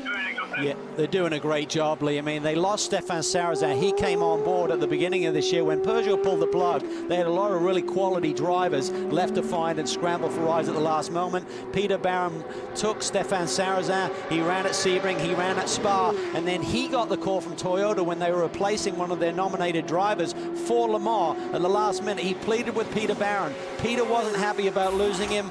Stefan then went to Enzo Podolicchio and said, Enzo, I need to be with this factory team. I want to win Le Mans overall. And Enzo was kind enough to give him up. But what a great replacement in Tom Gimber-Smith. He won here in the LMP2 category, also GT2 with the LNT team a few years ago. So he has a lot of experience here at a very young age. Taking a look there at a wing end plate. Looks like a front dive plane wing end plate that has been knocked off. A big chunk of carbon fiber nonetheless, sitting right there on the line out on the race circuit somewhere. Before that, we got a quick peek at the P2 leading car. It's the 24 Oak Racing Machine, and Olivier Pla started the race. He's still behind the wheel. It's his 5th time in P2, still trying for his first podium at Le Sart. Here is the 51 AF Corsa Ferrari 458 of Tony Vilander. This is the car that Giancarlo Fisichella and Jimmy Bruni are sharing with him. This car will be one to beat for sure. Two Ferraris out front right now. And they are going to be strong here. Corvette expected a battle here this weekend, and they've certainly got one. Ferraris have a lot of pace right now.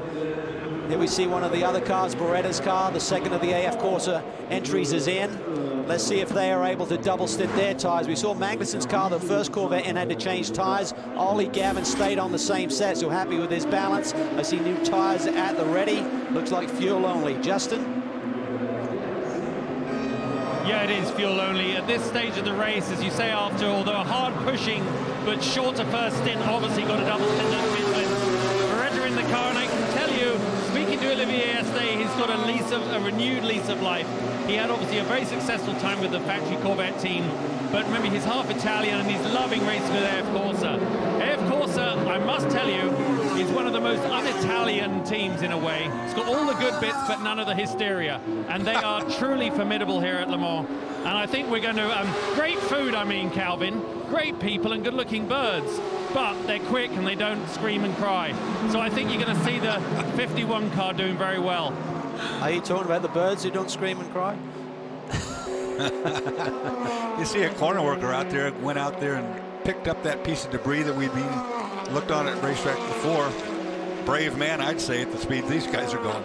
Easy to identify there. That is the JMW Ferrari. Meanwhile, we're on board here. This is one of the Greaves entries. Is this Martin Brundle? I think it is. We're on board with the former F1 driver and F1 commentator.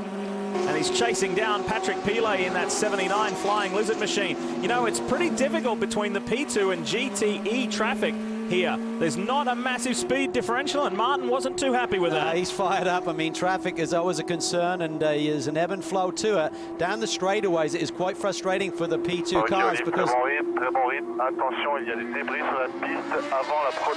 You take that one, Cal. Yeah, sort that one out for us, Dorsey, if you could.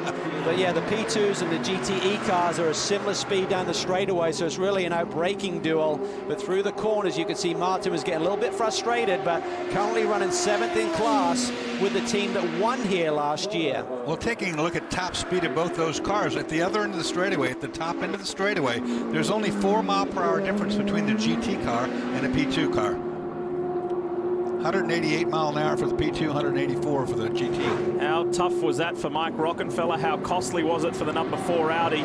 As Cal mentioned earlier, it lost a lap, and Rocky is down in 11th position overall.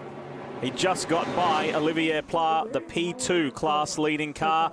And as Andrew mentioned, it looks like day done for one half of Henri Pescarolo's garage. What a shame. See you in a moment.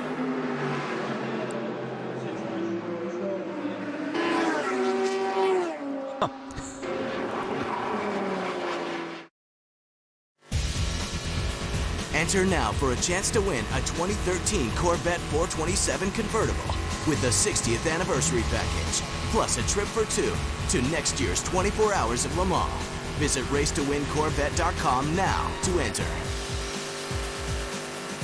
And remember, Corvette going for that unprecedented 8th class win at Le Mans. Speaking of a potential class winner, the 51 Ferrari is in. Tony Vilander, great job. Yeah, and an awesome stint there, and certainly not conservative. They started at the back of the pack after all of the drama they had on Wednesday and fixing the car and getting it back out there. I believe that's Jimmy Bruni jumping in to take the second stint, and then he'll hand over to Fishy Keller, who we love to call Fishy Fella, of course. And as we've said before, he's just really embracing this form of racing. Took him a little while to get his head around it in terms of pace and just really the openness to the GT paddock and compared to the Formula One paddock that he's been used to for so many years, but now he's really enjoying life. So look relatively routine. You see no panic. That's a great shot there, Dorse, of one of the pit rules with the white line, and there's only so many team members that are allowed over that white line at the one time. 2 changes at a time over the line and only 1 gun. But this year it's 1 gun each side, as you can see. You have to switch guns. This was not scheduled. Jamie Miller right here getting pushed in. Pole sitter. It's a different team. This is luxury racing, very similar livery cars to the AF Corsas. Don't know what the problem is here. It could be out of fuel, but we don't know that. We're speculating. And that was a few moments ago while we were in the commercial break, and we bring it fast forward a little bit further.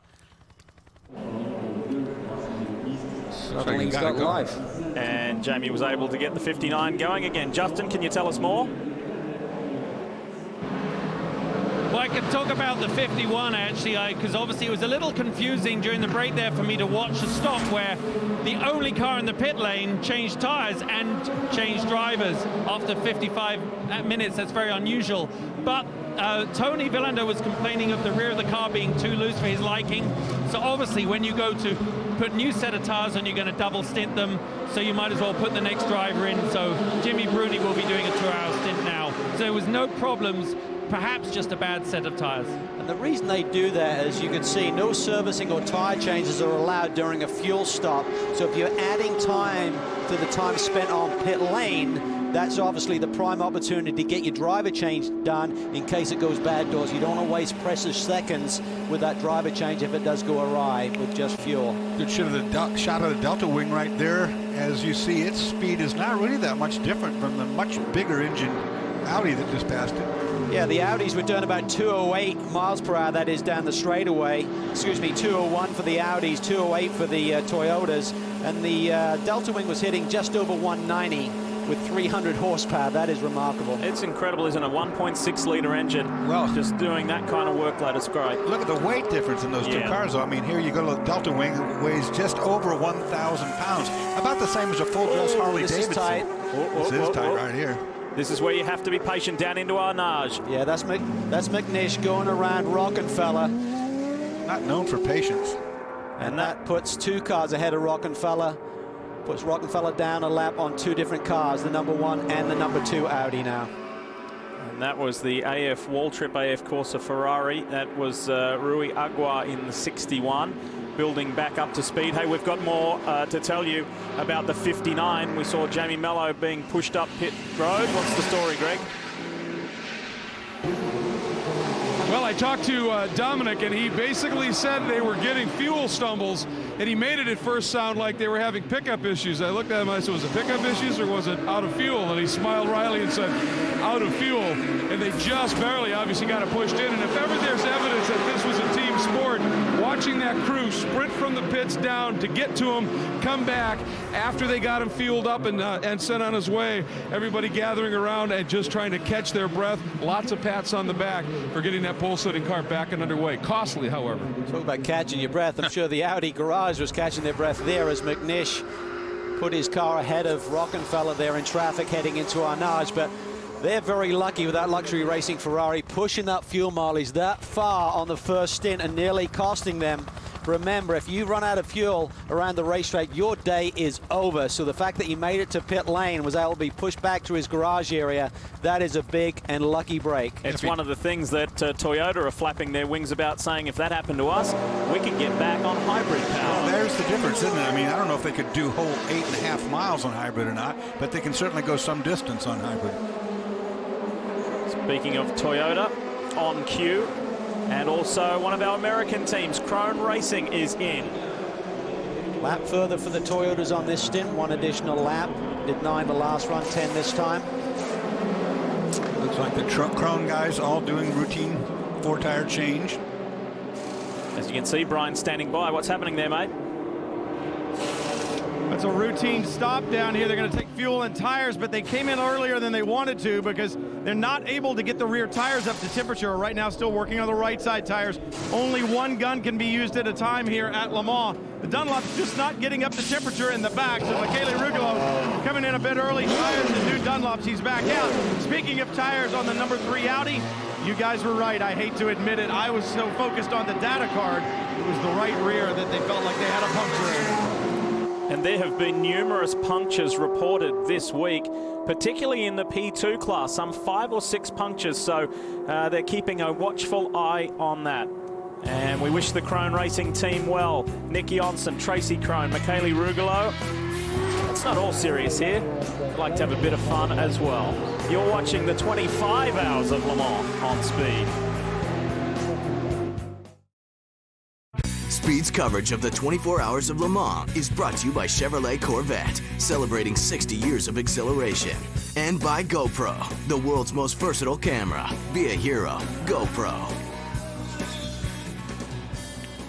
We are back live at Le Mans. Dramas for one of the LMP2 cars. This is the 40 running into trouble. That's his Michel Frey. And that's not the only incident that happened while we were in the break. There was also another incident involving this car, the Gulf Middle East Racing Lola Nissan. And it occurred when there was a skirmish with another Nissan-powered car. It was the Delta Wing that was involved. Look at this. Michael Crum running wide. That car was trying to perhaps execute a move around the outside. There was confusion as to whose line it was, who was where, and that was the end result. Saw that black patch there just outside the racing line. That was where they used to have like the AstroTurf material, and on the recommendation of a lot of the drivers here, they've taken that out. There's also been some resurfacing this year at Le Mans, essentially from Menage all the way down to, from Tête Rouge all the way down to Mulsanne Corner. So the whole length of the straightaways and the chicanes, and the drivers have applauded that. It's really made a lot easier transition into the chicane areas and really eliminated a lot of the crown and the ruts in the road that get worked over by the lorries that run on these highways most of the year. After that additional stop earlier on for what was perceived to be a deflating tyre with the right rear, as Brian told us, Loic Duval in car 3 for the Audi R18 Ultra is a minute 32 behind the race leader and his Audi brother, Andre Lotterer. Hey Greg, we saw the Delta Wing involved in an incident there with Michael Crum behind the wheel. Was there any damage to the Delta Wing, or what's the story?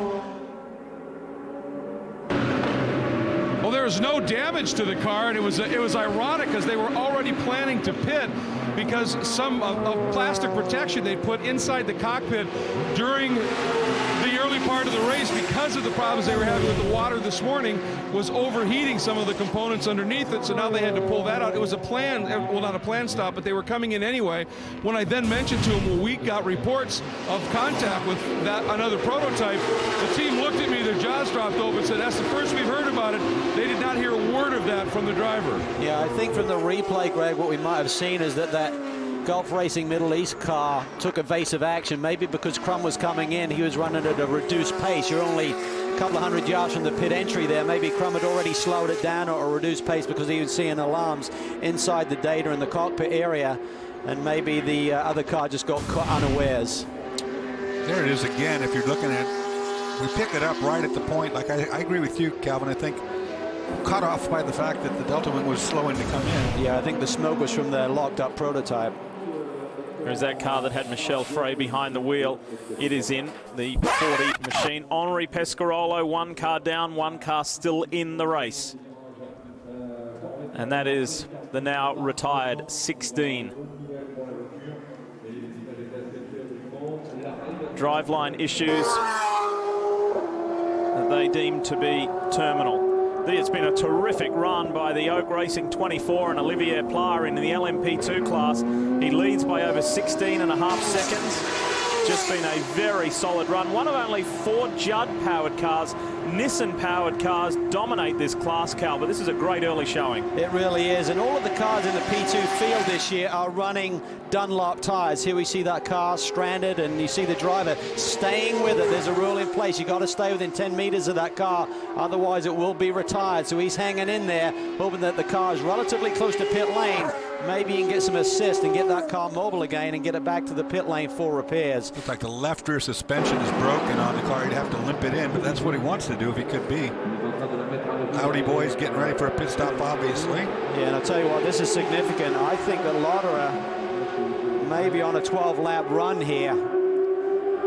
Pitted after 10 laps. That included the pace lap, of course, but if they can get 12 laps with 58 liters, that is an amazing performance with that hybrid technology. Audi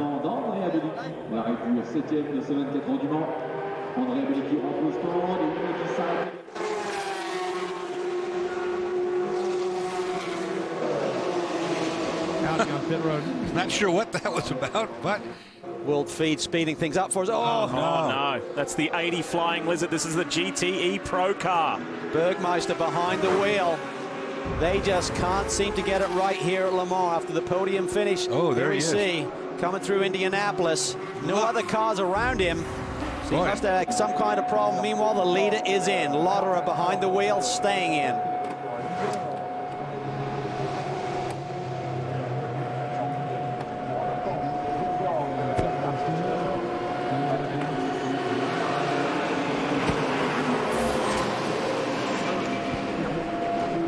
Everything looked good. Yeah, so one of the mechanics over the wall grabbed one of the mechanics that was up by the car and pull him physically back to get him out of the way because the car was about to launch. See those little canisters again? That's a drink bottle that is being exchanged during these pit stops. And these cars, they have to maintain a maximum temperature 7 degrees above ambient, but Audi are able to do it without an AC system. Just the way they've ducted the airflow through the cockpit, they're more than able to manage that cockpit temperature. As we now see Rockefeller head back out after that early delay with the vibration issue. And by doing that, Cal, last year they found out with the R18 Ultra that by getting rid of that air conditioning system and creating the natural airflow through the cockpit, it saved them some 15 pounds in weight, which was substantial. Hence the Ultra. It was Audi's ultra lightweight technology right across the board. The ambient screams up there. So we had a 30-degree day, 30 degrees Celsius that is. It maximizes out in terms of the cockpit temp at 32, so if there's extreme conditions, they're not supposed to chill it too much. 32 is the number. So Duval slightly off sequence here to the top 2 in the race. Remember, he had to make that extra stop to pit lane. Tell us more from Audi land, Brian. Calvin was talking about the significance of the length of the run. The other thing that is of significance, you'll notice during that stop, it was fuel, no tires. So they're already, right now, even I would say probably the warmest time of the day, they're triple stinting tires, guys.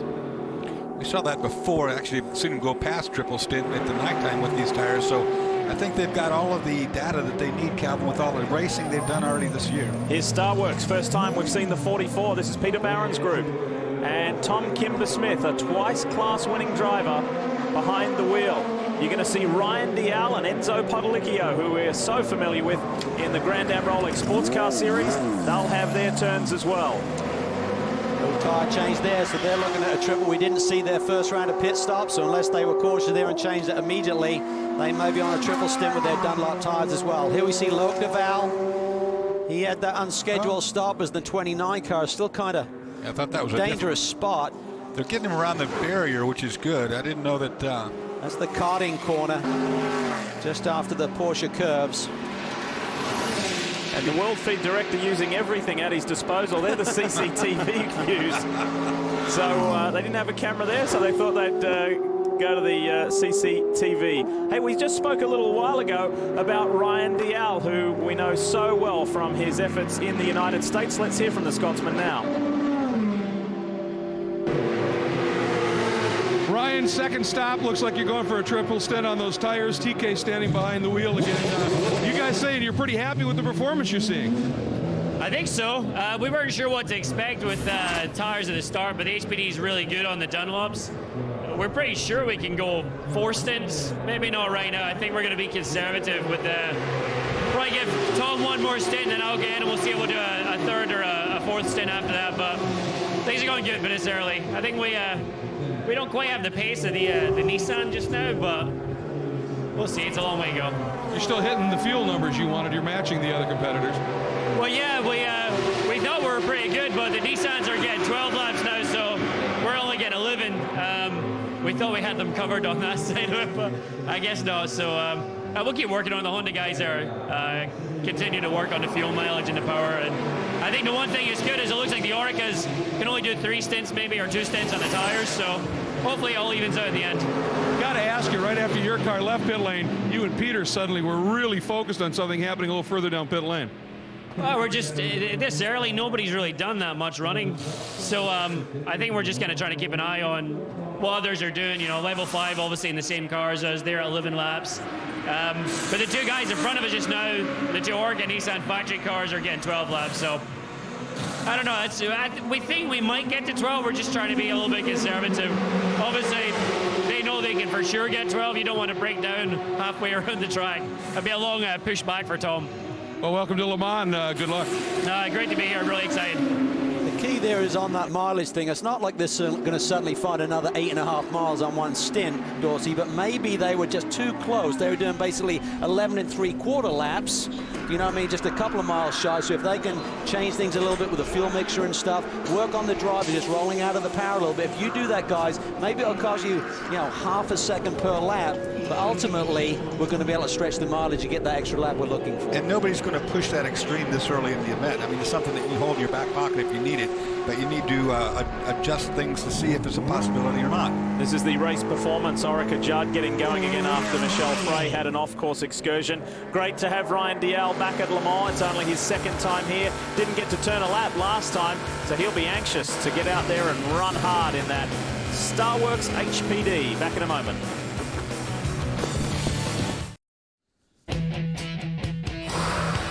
We are back at Le Mans, the 24 Hours of Le Mans and the 80th running of one of the world's most famous sporting events. And we're pleased to have it live here on Speed. It's a landmark day, hybrid technology at Le Mans, and also the revolutionary Delta Wing, powered by Nissan. And it's a sad sight as we see it being pushed back into the garage. It's been a good, strong run so far for Ben Bowlby's creation. And we will find out what is going on here in just a moment. First, we need to tell you about Olivier Beretta in the 71 AF Corsa Ferrari, running 3rd in class, has beached it. Got in a little bit too deep there, locked it down. I think he was trying to save the tires by not flat spotting them, but in the meantime, gets rear brake bias and locks it down, stuck in the kitty litter. So that was heading up into the Dunlop chicane just after they crossed by the pits, and Olivier is going again. This is a very good sign. But some uncharacteristic errors from some big-name GT drivers. We saw Jörg Bergmeister spin off in the Flying Lizard Porsche number 80, and now Olivier Beretta, the Sebring class winning car, part of the World Endurance Championship. Promised you would find out what's going on at Delta Wing. Greg Creamer's there. The problem is one, basically, again, in the shift linkage. It's important to realize that this is very much a developmental evolutionary program trying to prove some technologies. And what's happened, it's the electronic actuator. When you go for the paddle shift, it's not something actually mechanical in the linkage or anything like that, but the actuator failed. So there's no signal when they hit the paddle to do the shifting, no signal getting to the gearbox to make the shifts. That's what they're working on. At the same time, they're also underneath the front end of the car. One of the problems they had earlier in the weekend as this program is evolving was some problems with the brakes. They were getting air into the brake system. So while they've got the car up working on it, they're just giving that a very thorough look-see. They think they found the problem. It was a location on a floating reservoir. They moved it, but they're just checking to make sure everything's okay. Also with the number 80 Lizards machine, Jörg just had an off just appear off. You mentioned it, some mistakes by some serious drivers. They had a quick stop, basically cleared the gravel out, gave the car one look-see. Since it was going to be in for a little bit, they put Pat Long in the car, and they're on their way. The AM car for the Lizards is going to be in the hands of one Spencer Pumpelly after the next stop. You got to imagine that car, the Delta Wing, at 1,000 pounds, is going to vibrate like crazy. I mean, it doesn't have very much suspension travel, Calvin, and particularly in the front end, it's very much, it's very, very small and light, so it's going to be affected by these bumps. Yeah, it's quite amazing. I mean, we looked at the front suspension the other day over there, and the little rod ends that pull that thing together are just incredibly small. I mean, the front tires are only 4 inches wide. They're actually, in size, identical to the old Citroën de Chevaux, so a 1058-15 tire, which Michelin says is the most efficient tire they've ever produced. It's essentially got 2 of those on the front, but the driver said it's incredibly stable. When Eric Comas took the car out, Alex Gurney did the initial laps at Buttonwillow, then turned it over to Eric Comas for the rest of the day at Buttonwillow when it made its debut. And the first impression of Ben Bowlby, the engineer, was incredible stability. I've never driven a car like it. So it has a lot of great things going. And as Ben Bowlby states, it's doing everything that it says on the box. And speaking of great stories, what about America's Flying Lizard Motorsports? This is Patrick Pilet, the pole sitter in the GTE AM class. As we just heard, Spencer Pumpelly's going to climb behind the wheel. These guys are not only leading their class, there's only 2 other GT cars ahead of it in the race. 2 other GTE Pro cars. This is an outstanding performance from the Lizards. Well, they weren't on the pole for no reason, that's for sure. And with 2 of those drivers in there, when you look at Spencer Pumpelly, he's listed as the amateur part. Well, I don't know how the classifications go, but Spencer Pumpelly is one heck of a good amateur. Well, it was a nice loophole that they jumped through. I don't think Spencer's an amateur in any sense of the word, but certainly the grading got him into this car, which is great for him. It's his 2nd time here, and I think he'll do a stunning job this year alongside Seth Nyman. Greg?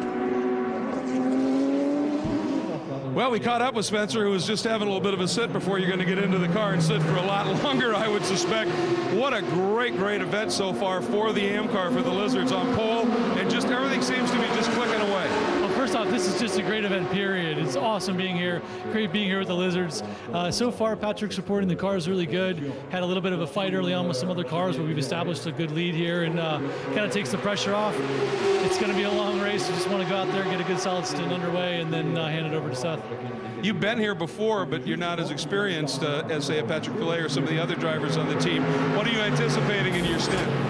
Well, it looks like it's going to be dry, which is good. I haven't been out in the wet yet. Kind of looking forward to that, a little apprehensive at the same time, if you can understand. But, just a solid stint from the car. As good as Patrick says it is, hopefully we can just kind of maintain our pace and get it kind of settled in a rhythm. This 2011 spec car looks to be mighty quick in a straight line relative to some of the other GT cars. Got to be loving that. I think it is. I haven't actually gotten out there and played with a lot of the other GT cars, so all indication is it's pretty fast in a straight line. But I tell you, it's good in the corners too. Narrow is nice here at Le Mans. Spencer's going to be getting in what, about 10 minutes? Thanks, Spencer. Thanks. Thomas Blum, who calls the strategy at Flying Lizard Racing, was just working the respective pit crews through their paces pretty fiercely earlier in the week. And Cal, you and I were standing there watching them go through their pit stop practice, but it also gave us a good opportunity to look at the 2011 car directly behind the 2012 car and the drastic difference in the rear guards and the general width of the car. Yeah, just the new car is just massively wider, and as Pat Long said earlier in the show, when you're pushing that through the air along these long straightaways here at Le Mans, it just creates a lot more drag. So certainly the car's a lot more stable, but probably Le Mans is not the ideal. But this is a car that's going to have to compete for a full season in the World Endurance Championship and for the Lizards for the full year on the ALMS circuit. So looking for a car that's good everywhere, but Le Mans is probably not going to be a strong suit for the new car. Well, you hear Le Mans spec car all the time. When people are building race cars, they build them for this particular one-time race. And it's because the straightaways here are so long compared to most racetracks, particularly in the United States. Nothing like this. A lot of that is regulated now. I mean, once you get a car and a bodywork approved for the year, you can't just suddenly throw it all out and come up with this innovative bodywork design for specifically Le Mans. So they try to control that in terms of the cost getting not too extreme for all of the teams out there. You've heard us mention the WEC, or World Endurance Championship. This event doubles as round 3 of that 8-round championship. Coming up afterwards is the 6 hours of Silverstone, 6 hours of Sao Paulo, Brazil, 6 hours of Bahrain, 6 hours of Fuji, and it finishes in China with the 6 hours of Shanghai. Really great to have a World Sports Car Championship back, the World Endurance Championship, and Audi have got off to a flying start. Well, of course, this one also pays double points because of the length of this race. Does not pay double points in qualifying when you get the pole. It still get 1, but it does pay double points, so it's a very important step in that overall championship. Andre Lotterer, the defending race winner, leads the way in car number 1 by 21.5 seconds over Audi's Alan McNish. Olivier Pla leads P2. Stefan Muka over Corvette's Ollie Gavin in GTE Pro, and Patrick Pilet in the GTE AM.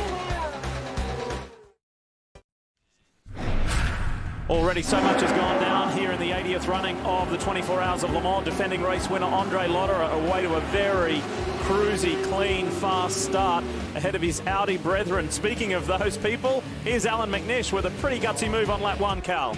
Yeah, that was awesome going down the outside there of Stefan Sarrazin, and then one of the Toyotas. This is Wirtz getting into problems with one of the Porsches. And unfortunately, Henri Pasqualaro's car is broken in the garage. That was the Dome. Sebastian Bourdais behind the wheel. That car got fixed. This one, it's still questionable. That was Mark Rostang in the Gulf Middle Eastern Racing prototype, and this unexpectedly Jörg Bergmeister spinning off course. Down into Indianapolis, then the 40 car, one of the P2 cars. Michel Frey has an off coming through one of the chicanes. And this is the most recent. Of course, the Delta Wing has been pushed back in. It has shifting mechanism problems. They'll get it fixed. The boys are determined for that car to have its biggest victory, and that would be seeing the checkered flag here at Le Saf. Wanted to let you know that a little later on this afternoon, around about 6 p.m. Eastern, there will be a special NASCAR Sprint Cup Series practice which has been added to the schedule at Michigan Speedway. The reason is due to exceptionally high speeds. They've brought in a new harder tire compound in the middle of the race weekend, and this added session will give the drivers a chance to test out the new tires in advance of tomorrow's race. When that Sprint Cup practice starts, we'll bring you that live, and that session will be followed by Speed Center. That means that we will be switching over to speed.com. You'll see this event in its entirety. We're bringing you half an hour bonus on the front and the end, so 25 hours live in total, and we'll be just skipping away to speed.com for a brief period of time, but the majority of this race is on the network. So again, around about 6 p.m. Eastern this evening, we'll be going away to Michigan International Speedway for that bonus session for the Sprint Cup drivers to evaluate that tire, then Speed Center, and then we'll be back. When we leave the network, you won't miss a thing if you go to speed.com. See some of the P2 cars doing battle here, led by one of the Oak Racing cars, the number 35, which currently sits in the 4th position. John Martin still behind the wheel. That was frustrating when he was stranded on pit lane and lost basically about a minute of time, and has been playing catch-up ever since. That was Sam Hancock we saw there in the 38, who's doing well, did very well, won at Spa in the second round of the World Endurance Championship. The 97, this has been the class-leading car in GTE. Brian is there. Stefan Muka is out of the Aston Martin. Two-time Le Mans winner Darren Turner climbing in. He's won this in GT1 category twice, and Calvin spoke of the Aston Martin earlier. It's lighter, it carries 5 more liters of fuel.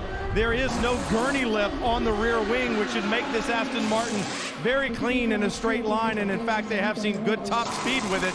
And this team quietly confident all week long here at Le Mans. Right now, Darren Turner getting ready, 4 new Michelin tires and a load of fuel, and they'll be underway. Talking to the team this week, we talk about the experience of Aston Martin. Remember the great battles that they had with Corvette in GT1. One of the senior team members there said, we live right in the vicinity of all of the big Formula One teams, and a lot of our young guys are poached very early, so we have a big turnaround here. Hence, we have some guys on the team that are very, very good, but really unrehearsed at Le Mans. So look for those pit stops to maybe be a fraction slower than maybe the Corvettes. Remember that this is the Pro Speed competition Porsche. This is the car that has American Brett Curtis in it. Tire problem on the left rear, yeah. puncture, and luckily doesn't look like it did much damage except for that fender flare, which it can run without. Probably won't hurt a thing. Remember we were telling you about the punctures, Dorse, earlier on? Yeah, and there's been numerous reports. Just got a report from Status Grand Prix, the LMP2 car, that they had reported at the one time 4 punctures. All 4 tyres were punctured. That was a spike strip. He did something wrong. Yeah, obviously. This will tell us more on board with Martin Brundle. Yeah, gets a good run off Arnage. Brundle again. He's coming out of Arnage. I think that's a universal sign. I think he said he's a shifting problem, wasn't it? Good to see Martin still has the spirit after all these years. He's fired up. I mean, we saw him at the Rolex 24 last year with United Autosport. Nearly got on the podium there. Brilliant run for he and Zach Brown. Mark Blundell finishing in the 4th spot. Slamming these cars across the curbs this early in the event really does take its toll over a 24-hour period of time, that kind of abuse. And of course, these P2 cars, we talked about that before, were the car that didn't want to finish. These have really toughened up over the years. Oh, absolutely. Martin's doing a good job too, Cal. He's ahead of the team car at Greaves. Yeah, he's doing a great job. Mustn't forget Mark Patterson was part of that driving squad as well. He's now doing a lot of racing in Europe in the Blancpain series. Oh, this is the 3rd place. This is the pole-sitting P2 car. Looks like a simple spin so far, but it's not over with yet. John Martin flick spins it and gets going again. Right there at the entrance to the Dunlop curves. He's had a mixed introduction to Le Mans, hasn't he? The highs of sitting on the pole in class and the frustration of the early goings and the early laps, the first couple of hours. It's really high-speed section of the track, too. I'm wondering if he did not flat spot tires with a spin there. Brian, it wasn't that long ago that Aston Martin was celebrating back-to-back victories in GT1. Now they're in GTE Pro, and Stefan Muka did an outstanding opening couple of stints. It was an outstanding opening stint for Stefan Muka, and I know that Aston Martin would like to be back in the winner's circle here at Le Mans, but the car right now seems to be absolutely magic. You had a big smile on your face when you got out. Yeah, I mean, it was a really good session. I had a nice fight with Ollie Gavin, so a few times we changed the leading position. It was absolutely fair, so I had good fun out there. Car's running really good so far. No big dramas. We could double stint the tires, so everything fine. Talk about the track conditions a little bit. We've seen a lot of punctures already up and down pit road. Is that from people bringing gravel back on the racetrack or debris? Yeah, some gravel, but let's say it's very, very slippery because of the rain which we had before. So you have to be really careful not to go offline. If you go offline, there are the big sausage hits where you can destroy the tires. So a lot of action out there, but that makes it interesting. Makes it interesting, and I can tell by the smile on his face, he had a good Aston Martin when he got out, guys. I remember doing a piece out on the racetrack some years back where we walked over to the gravel trap, got a handful of gravel to look at. It's really sharp. It's not polished like stones from the river. This is very sharp gravel, and it does cause a lot of punctures. This is the GTE Pro car for Flying Lizard Motorsports. Justin, tell us more. Pulling into the garage, and they went immediately to the rear right and were wobbling at the wheel, and obviously they undid the nuts, but they were wobbling it, and now they've gone in from the top. You can see through the window here that they're trying to get in access there. I can't get an answer on what it is. I'll give you an update in a minute, but obviously Birdmaster was giving some feedback that something is obviously causing a vibration, I would imagine, at the rear right, so more information to come. And while it's going a little pear-shaped for the number 80 and perhaps what you would say is the lead car, it's going beautifully for the sister car. Patrick Pilet is now only 2nd in all of GT cars out on the course, still leading GTE AM. Let's go to the Corvette camp though. Brian's there. Antonio Garcia brings the number 73 in. They'll take fuel. And one of the things that Corvette Racing told me, it looks like we got a little bit of a problem on the right rear. Michelin tire, they're going to take some pressure out of that right rear tire, but leave the other tires on. They told me this new Michelin they're running this year has been absolutely magic. So Garcia now back on track, even after the problems that they had with Jan Magnussen on the first stint. Garcia back underway. So they're comfortable doing a double stint now, so the balance must have come back to them. Maybe they saw a little bit too high tire pressure in that right rear door, so you're making a minor adjustment rather than changing. Something you don't see very often on pit lane these days is doing those minor adjustments. And we heard earlier on one of the pit reports that one of the cars was having trouble getting rear tire temperatures. That's something you can do to fix that problem too, is adjust tire pressure. As you see, a really spirited trio here. The P2 guys going at it. That's the fight for 4th, 5th and 6th in LMP2. Maxime Martin, Warren Hughes and Matthias Besch. Well, it looks like the Pescarolo boys aren't giving up. Change at Toyota. We'll tell you all about it when we come back.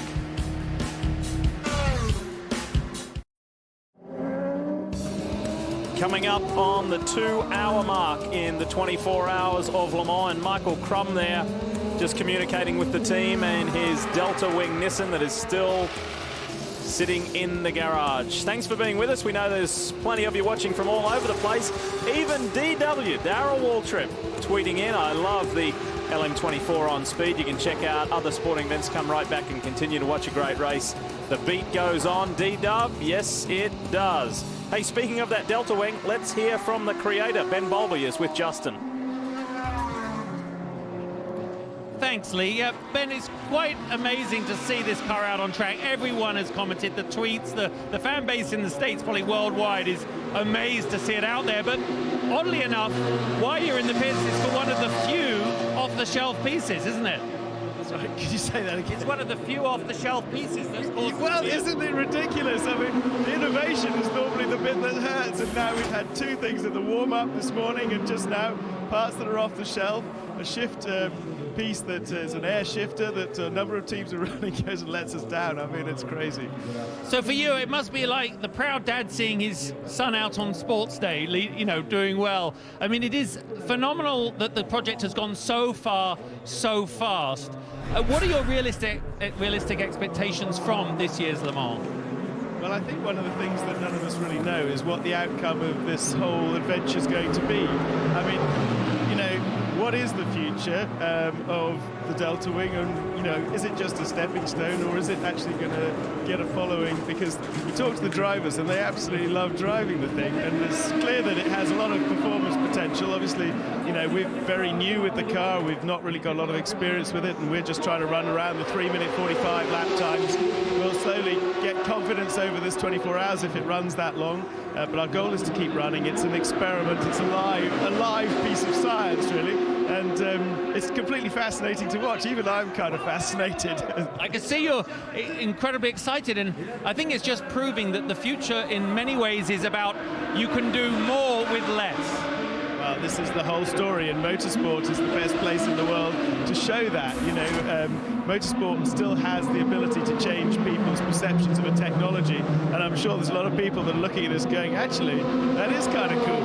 And efficiency is cool, lightweight is cool. These are all the things that make the difference. You don't need to burn a lot of fuel if you don't have a lot of weight and a lot of drag. So don't use much tyre either, and I think the Michelins will be good for a surprising number of stints today.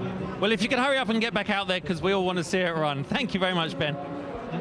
Yes, and they're part of the Garage 56 scheme from the ACO, who run Le Mans, the Automobile Club de l'Ouest, and it's Garage 56 is a slot for teams, creators, innovators, embracing new and advanced technology. They run uncategorized. They're not racing against anyone in particular.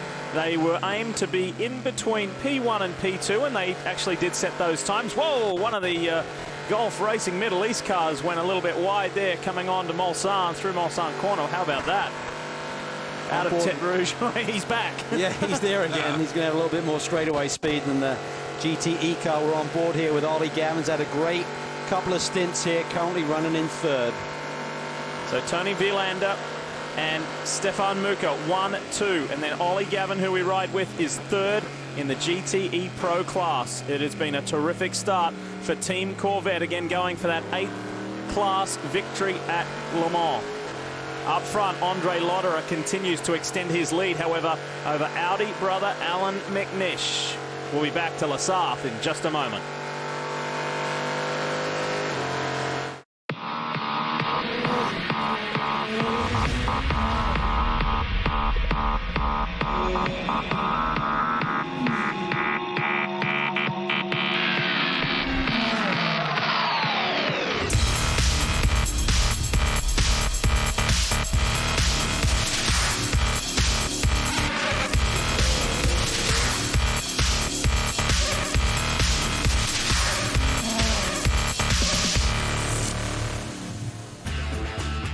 2 hours down, 22 to go, and already so much has happened in the 80th running of the 24 Hours of Le Mans. Pleased to say that weather is on our side after some very sketchy weather throughout the week. Hi folks, Lee Diffie along with Calvin Fish, Dorsey Schrader, Justin Bell and Brian Till with you at the moment. Just part of a very large team we have here for you on our 25 hours of live coverage of this marquee event.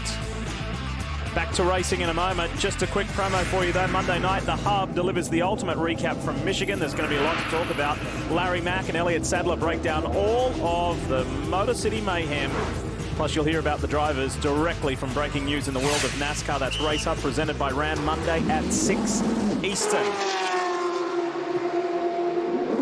Now, as we see the Pescarolo Dome head up pit road, pleased to say that after an extended period in its pit box, with Michael Crump still behind the wheel, the Nissan-powered Delta Wing got back out on the lane and was able to be sent. Well, that's great news, and they're just going to try and keep working hard at this car, get as many miles on it as possible, and the whole goal was to A, show the potential and the speed. They did that already, and now they want to get to the end of this 24-hour race. This was just a few moments ago. This is the PCOM racing machine, and that is former Audi driver there, jumping behind the wheel, Pierre Caffer. He knows what it's like to race an Audi prototype here at Le Mans. Super fast. This is his second year with this team. They're doing the full World Endurance Championship, and that 49 car after Sohail Ayari did a beautiful opening stint.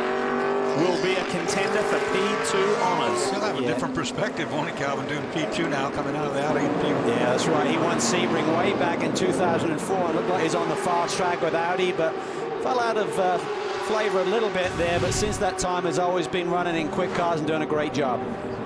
Number 3 Audi in, and while we're away, there has been a myriad of driver changes. You may have noticed one a little earlier at Toyota. Sebastian Buemi climbed aboard. Nicolas Lapierre is there. The race leader taking over from Andre Lotterer is Benoit Trellier, one of that successful trio from a year ago. Tom Christensen, the 8-time winner, has taken over from Alan McNish. But boy, oh boy, head-to-head fight.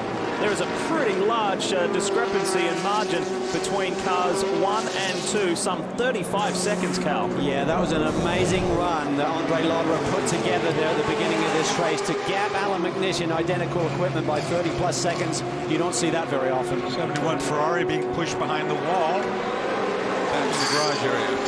Speaking of the man who put on a superb performance not only in qualifying but the opening stints of this race, Andre Lotterer. He's with Brian. Andre Lotterer just climbed out of the number 1 Audi, and I know you guys are trying to repeat, and right now the car looks very strong, Andre, but much warmer track conditions than we've had all week long. How's that affecting the car? The car is running great. It's not affecting it at all. It's more the tires, you know. We're still lacking a little bit of experience driving here with the new asphalt and our new tires. So, you know, we went for 3 stints just to make sure everything is okay. And, you know, I think the first couple of stints we're gonna do it like that to see what matches best. But everything ran great. The car is awesome, and just enjoy myself. The guys in the booth, right? The guys in the booth were talking about how big a gap you had pulled on Alan McNish in the beginning. Was that the car is so much better right now than the number 2 car, the sister car, or just traffic working for you in different places? I don't know. You know, we're all doing what we're doing, and I was doing my thing, and I had a really good car. I think, you know, there are a few differences in setup. I don't know what their problems are, but yeah, the pace looked good, and then I was really careful in traffic, and I hit some really slow cars, so sometimes lap time was bad, but that's Le Mans, you know, it's the beginning, find a rhythm and take it easy a little bit. It's the beginning. It's just like Calvin said, we still have a long way to go. Justin? Yeah, I'm here with Olivier Beretta. Olivier, you've had amazing pace, but it's been an eventful race, unfortunately. Yeah, the 458 was fantastic. The car was great, fast. I was keeping going. I was just using my brain, and then suddenly I arrived to the corner and my brake pedal went completely down. Then after I have a problem with the brake, I still keep going. I wanted to go to don't lose time, but apparently things went worse, and now we have to change the brake. But we never give up, and we will go full attack now. We have nothing to lose. And you're really enjoying being part of A, of course. I was saying to the audience earlier, you love driving with this Italian team. Yes, it's a very good car, very good team. I know them since a long time. And it's a beautiful car. It's just that, unfortunately, today, right now, the luck was not in our side, but the race is still long, and we will try our best.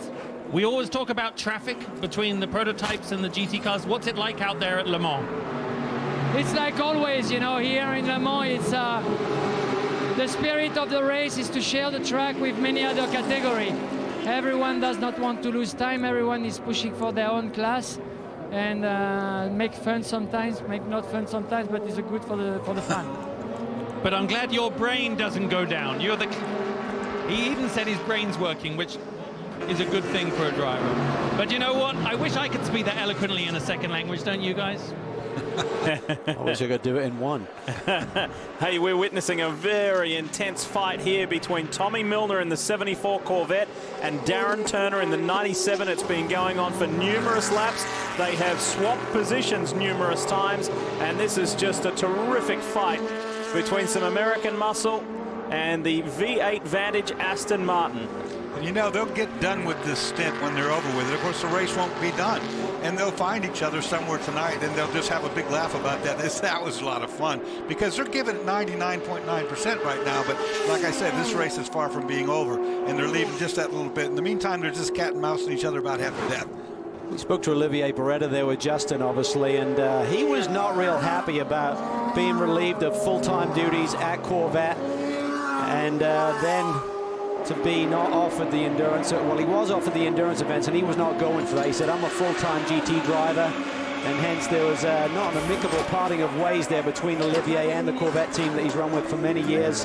He's only second behind Tom Christensen in terms of class wins here at Le Mans with 6 to his name, so he has a stellar record here, and he wants to add another one here with Ferrari. And if you had a good eye, you will have noticed that was the 16 Pescarolo prototype back out on track with Emmanuel Collard behind the wheel. Just when we thought it was all done, they found a way to get that car fixed and get it back out there. That is the spirit of Le Mans.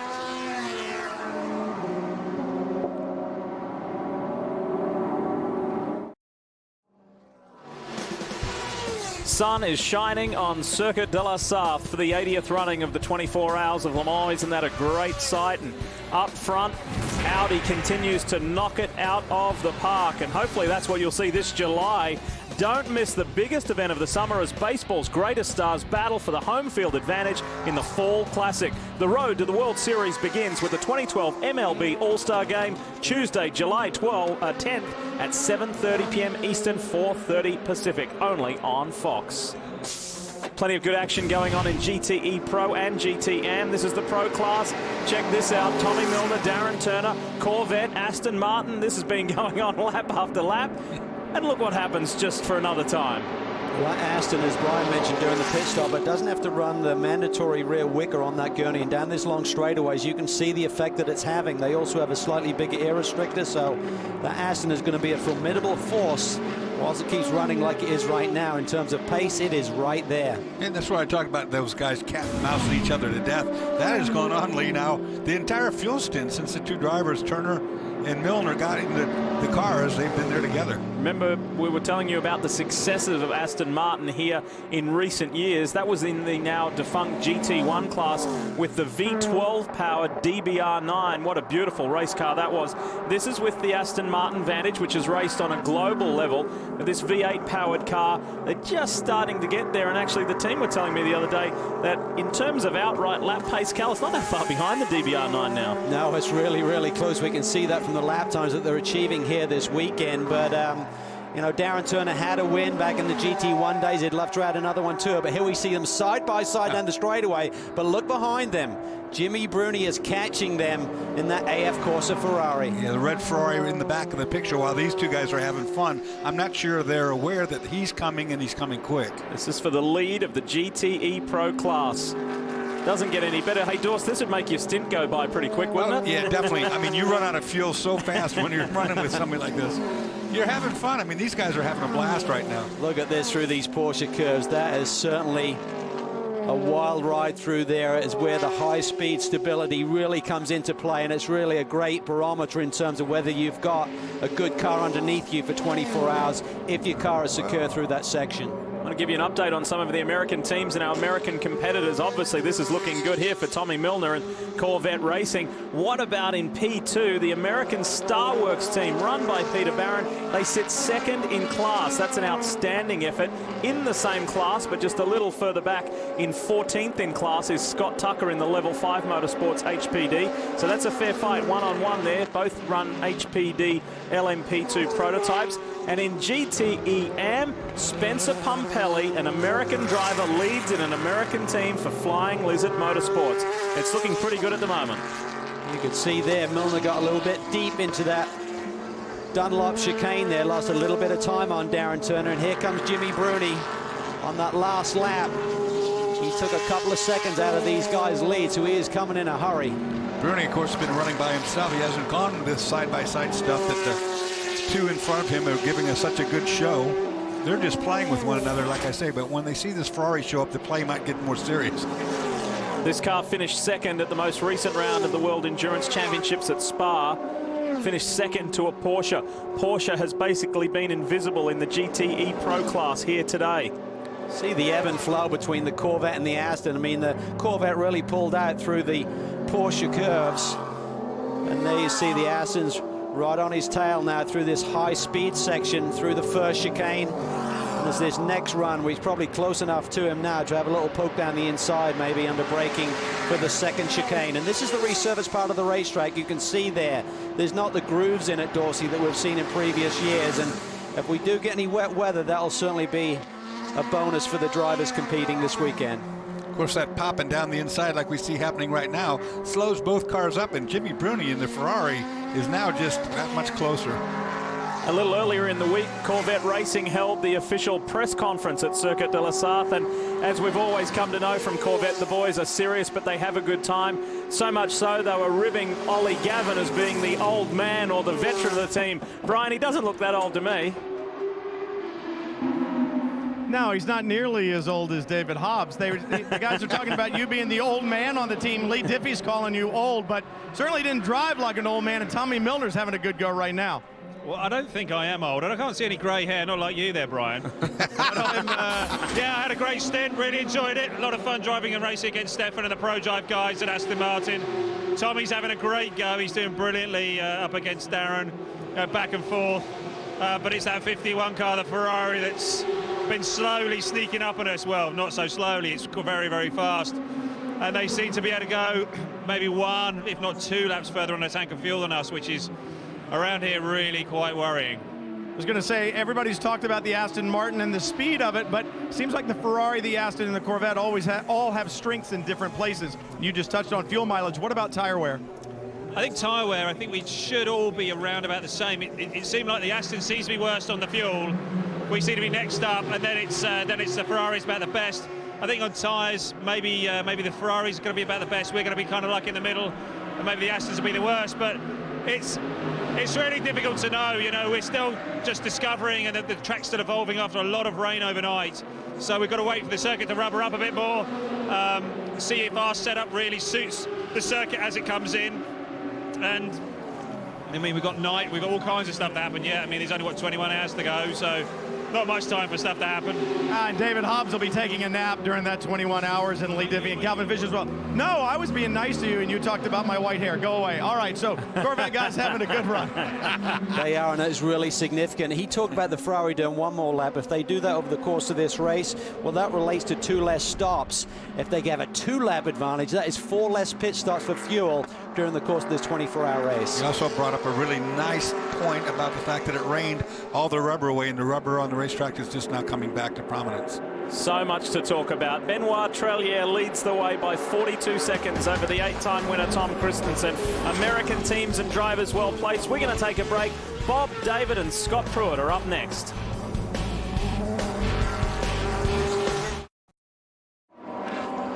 Welcome back to what has become a beautiful day at Le Circuit de la Sarthe, home for the 80th running of the 24 Hours of Le Mans. I'm Bob Varsha, along with David Hobbs, Steve Matchett. We'll get to the pit reporters in a moment. We want to remind you, next weekend I'll be out in Orange County, California, as Barrett Jackson returns to speed. See the finest classics, exotics, muscle cars, collectibles crossing the auction block, all up for grabs. Build your own dream collection. Barrett Jackson, Orange County, Friday, beginning at 5 p.m., only on Speed. A moment ago, you saw Darren Turner getting off track, messing up that great battle in the GTE Pro class in the Aston Martin. Justin Bell, Brian Till down in the pit lane covering the action. There is Turner trying to make up ground. Now, Tommy Milner just going out the left side of your screen in the Corvette. And Jimmy Bruni now up to second in class in the Ferrari.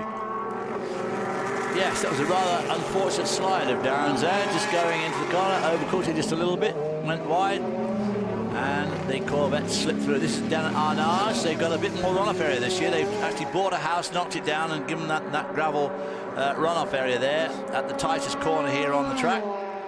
And this has been such a great race going on, back and forth, and you're going to see the top 3 GT runners going at it hour after hour. Now this is the number 7 Toyota hybrid. Nicolas Lapierre brought it to the pits. Justin Bell awaited him. Yeah, I've got to say, Bob, it is the most outworldly experience to see that car come in and leave. Remember, it's recharging on its way in under that heavy braking, and it does have to regenerate before it comes in the pits. They have no other means in the pit lane of charging it and getting it off the jack stands and going. If it doesn't start, if it doesn't have enough battery power, they do have to push it back in and change one of the emergency battery packs. The noise, by the way, for those of you that play golf, it sounds like a very fast golf cart going off, but your clubs would fall off the back of this one. It's extraordinary and definitely history in the making here at Le Mans, isn't it? No question about it, Justin. These cars are absolutely amazing to watch. And one of the beauties of visiting this race as a spectator is that there are so many spots around this 8.5-mile length that you can stand so close to the cars on the racetrack that you could practically reach out and touch them.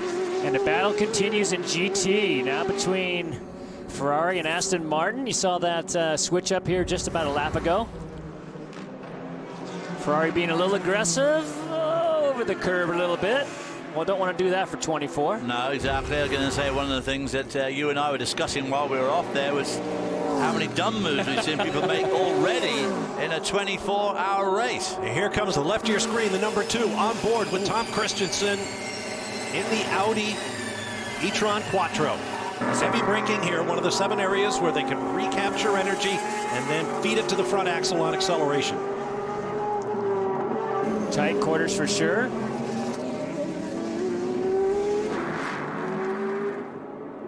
As what David would describe as the short cameraman. Number 2 Audi cutting his way up through traffic there. So Darren Turner in the Gulf colors on that Aston Martin gave up the position to Gianmaria Bruni with an off, went a little bit wide. And now Bruni giving it right back with an over-the-curbs experience of his own. More pit action, driver change. This is the HPD ARX-03 Honda, Straka Racing, back to Brian Till. Johnny Kane climbing out of that HPD entry. They had that leak in the transmission that set them back several laps. The other thing that Johnny Kane has had to work with and fight this week is that the seating position wasn't quite right. His right leg was going numb, his right foot specifically going numb after about 45 minutes in the car. So they worked on the seat, gave him some different types of compression shorts to wear to try to work on that. It seems that it is working fine because he's out of the car. We'll wait for him to step down if he has any kind of a limp. Nope, he seems good to go right now, so they'll just work on getting this car back on track. Unfortunately, they are well back after the problem earlier. Yeah, but if there were an award for the prettiest livery in the field, I think I'd give it to that Straka Racing car. Look at that beautiful pewter metallic over blue. Darren Turner comes by in the Aston Martin. Yeah, they're waiting for him to come in, which is a wise move. That's the sort of mistake we've been seeing made this week already in the pits. Just into a couple hours old. And all Brian has to do is turn around and cover the Aston Martin stop. Yeah, it was 1959 when Carroll Shelby and Roy Salvadori won in a DBR1 here, and you can see on the back of the car they actually have a sticker commemorating that. Both Carroll and Roy passed away recently, but right now Darren Turner sitting behind the wheel of this Aston Martin, the crew going to work, and he's back out underway. What these guys have to do, and you've talked about it all day long, remain calm. We've got a long way to go. A lot of people making mistakes early.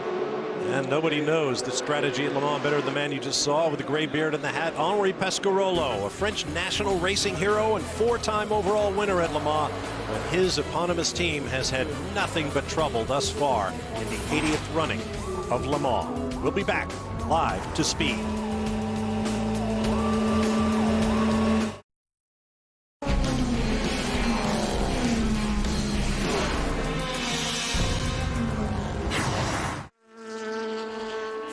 Welcome back live to the 80th running of the 24 Hours of Le Mans here on Speed. David Hobbs and Scott Pruitt, Brian Till and Justin Bell. I'm Bob Varsha. You see the number 7 Toyota Hybrid making its way through Tertre Rouge and on to the legendary Mulsanne Straight.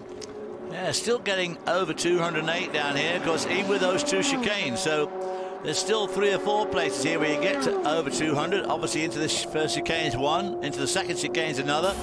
And the one that people don't really think about is actually after the Mulsanne hairpin, and you go rollicking off down to the Indianapolis complex, you get up to 200 mile an hour down there as well. So very high speed circuit. Very high speed circuit, and great to see that the weather is so far so good. It's nice to see all the sunshine. Unfortunately, when I raced there, it was wet for the whole. I never saw sunshine there. I never even saw a dry racetrack when I ran there. Well, I did it 20 times, and I must say I was very lucky. I only had 2 or 3 wet races in all that time. Well, we had a very wet morning warm-up and saw our first red flag just 7 minutes into the session. We had cars going off everywhere. I mean, the weather forecast couldn't have been more out. It's been calling for rain all weekend. Now it's calling 0% chance for the rest of today and only a 10% chance tomorrow. So looks like these guys are going to be set for a dry race. And I'm sure a lot of them, their setup must be just a little bit weird, because you know, they were all ready for a wet race and they haven't had one. Not going to have one either. Let's get down to the pit lane. Justin Bell is standing by with David Brabham from the JRM team. Yeah, DB, you've had a bit of a rough week in terms of setup, but we were watching the first hour, your first stint. It was a really good run. Yeah, it wasn't too bad. Well, I don't think we're quite there yet. The track's quite green, and we've been struggling to get some grip out of the tyre. And it's just a setup and knowledge of this new Michelin. So we're tried some different tyre pressures for Kerrang because mine was a bit too high. And, you know, we've had a good solid first stint, and with this we've got some good foundations to build on, and we'll just chip away at it all the way through the race. Explain to the viewer what it means in terms of getting the tyres to work, because you struggled to get heat into your tyres, haven't you? Yeah, I mean, it's... you know, when you drive the car and you brake and you turn into the corner, you know when you start braking whether you've got any sort of grip. And it's just about getting the compound to work properly into the tarmac. And the more that works the more temperature it gets. And if the temperature does not reach what it's designed to do, then you have no grip. So that's the bit we're trying to learn. We didn't quite get it right during the week, but it is what it is. We just have to deal with it. You do, and of course we got the night to come yet, and then the tyres really have to work. Brian? Down at Audi, Tom Christensen, the 8-time winner, brought the number 2 in, and it looked like a routine stop until they pulled the dollies out. Now the 2 back in the garage, the engine cover comes off. You see crew members in the back pulling on suspension pieces, so it's almost like the same thing that Mike Rockenfeller had. I can't confirm that, but I see him giving a tug on A-arms at the top of the suspension. Perhaps right now he has the same kind of vibration that Rockenfeller had. We'll have to wait and talk to a crew member, but things not going well right now for the number 2. I wonder if that has anything to do, David, with that hybrid discrepancy you and I talked about in private a little bit earlier. The front wheels with the electric boost are in some kind of conflict or miscommunication with the computerized traction control at the rear.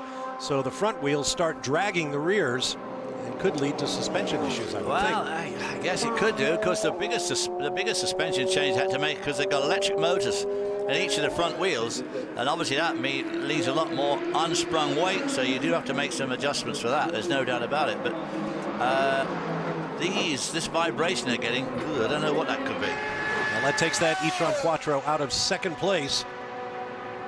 There's the number 3 car, Loic Duval, who's moved up into the second place now. This is the non-hybrid R18 Ultra, meaning ultra lightweight, with a slightly revised 3.7-liter V6 turbo engine and lighter chassis. Bit of a twitch there under braking. So in spite of all their amazing aerodynamic efficiency, downforce, grip, big fat tires, they still twitch away when they brake there. Scott, and as you and I said at the top of the show, all the electronic and technical gizmos in the world, and it still all boils down in the end to the nut behind the wheel, quite frankly. Without a doubt. And, you know, no matter what you do and all the times you talk to the engineers and they keep telling you one thing, the driver still got to drive the car. You got to be comfortable in the car. You got to be comfortable behind the wheel, whether you're braking, turning, whatever the case might be.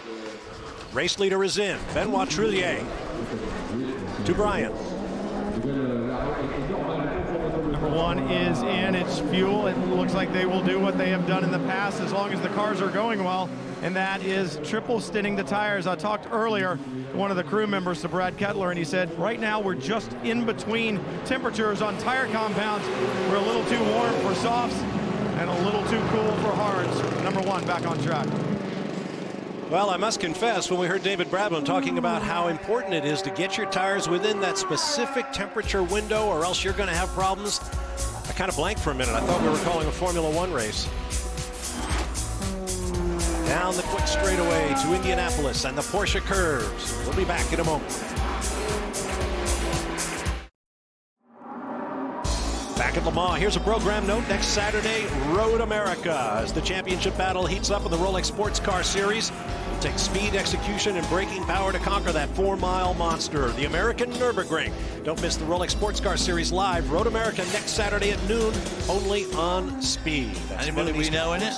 Well, as a matter of fact, the guy sitting to your left, Scott Pruitt. Oh, my God, Scott Pruitt, you're going to be there. Hey, yeah. You know, in fact, we're leading a championship right now in our Chelmex BMW, which is a nice place to be. It's been incredible. That's been a hard-fought championship, and it's going to go right to the end. I mean, it's beating and banging and hitting and scrapping, and well, there you go. Look Who's at this that guy? career. And this is just in the Grand Am Rolex Sports Car Series. Forget Trans Am, the old IMSA days, karting, Champ Car, you name it. I think with a career like that, all those wins and podiums, that he'd be able to smile better than that. He smiles like... He's all right. And only 10 championships. Only 10 championships. Oh, well, it's not worth putting on there. 80, I think somebody was telling me I have 80-something wins between Trans Am, IMSA, Grand Am, IndyCar. So who's won more championships than you? Only John Force and Steve Kinzer that I can think of. I think so. Yeah. Well, good luck at Road America. I wish they'd run a 500 I can't miler believe like the good Hobbs. old Hey, days. can I go borrow your house, David? I wish that, yeah, you could borrow the house. Splendid Absolutely. idea. You'll have to Crawling share it with distance. Brian Till, unfortunately. Crawling distance to Siebkens. That's another story. That is the absolute essential part of that house. Back to the race. Yeah, hang on. I'm going to try to get all right. Thanks, Brian. 47 laps complete for race leader Benoit Trullier in the number 1 defending Le Mans winning Audi. Every time I see this road now, my mind spins back to a note I saw that among the various technical innovations we talked about at the top of the show, disc brake, radial tires, turbocharging, diesel engines, seen here at Le Mans, is this note. The Mulsanne straightaway at Le Mans was the first road in France to feature a separating line down the middle and one at each curb, there to help the racers during the night and the rain. Pretty soon they were putting it on all the public roads in France, but it began here at Le Mans.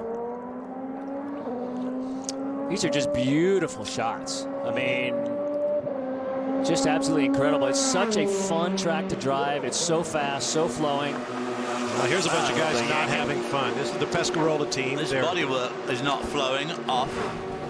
The dome chassis on their driver's strength. 4-time Champ Car champion Sebastian Bourdais, born and raised here in Le Mans. That's like a kid from the Bronx getting to step up into the batter's box at Yankee Stadium, but they have had nothing but problems today. Seiji Ara and Nick Manassian also driving with Bourdais in this car.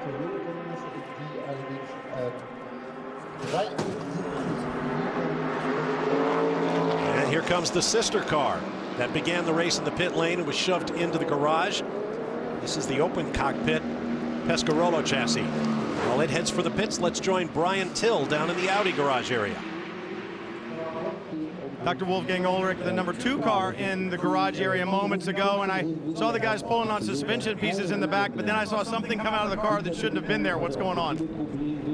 Yeah, Tom reported that the car was feeling a little bit strange and not moving as symmetrically.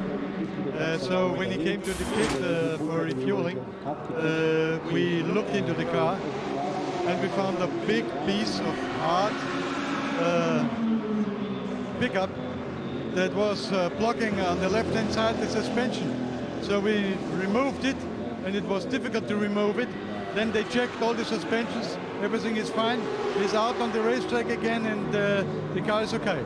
Car's okay, but we've seen pickup before, guys, and I don't know if you can see it back on the toolbox, but this thing is about the size of a large cantaloupe. In fact, Dr. Ulrich is going to pick it up right now. That's just about half of what was in the suspension component. Yeah, that's one of the pieces, but it has been not only this one, there have been another one in. Well, there you go. So there's trouble all around this race track. You can have a problem when you're driving, you can have a mechanical problem, or you can just have rubber pickup. Well, that's clag, if ever I saw it. That's more than clag. That is unbelievable clag. Clag with a capital K. I tell you what, you get a lump like that hit you on the head, you'd know about it. Here we had a second place car. Duval in the pits. Driver change to work. going on. You see that white line just outside the garage? That's the control line in the pits. The number of people who can step across that line while the car is stopped, extremely limited. Looks like an issue with a mirror that won't stay in place. Further up the pit lane on the 49 car. Third place in LMP2, which has been a great battle. Off rolls the Audi.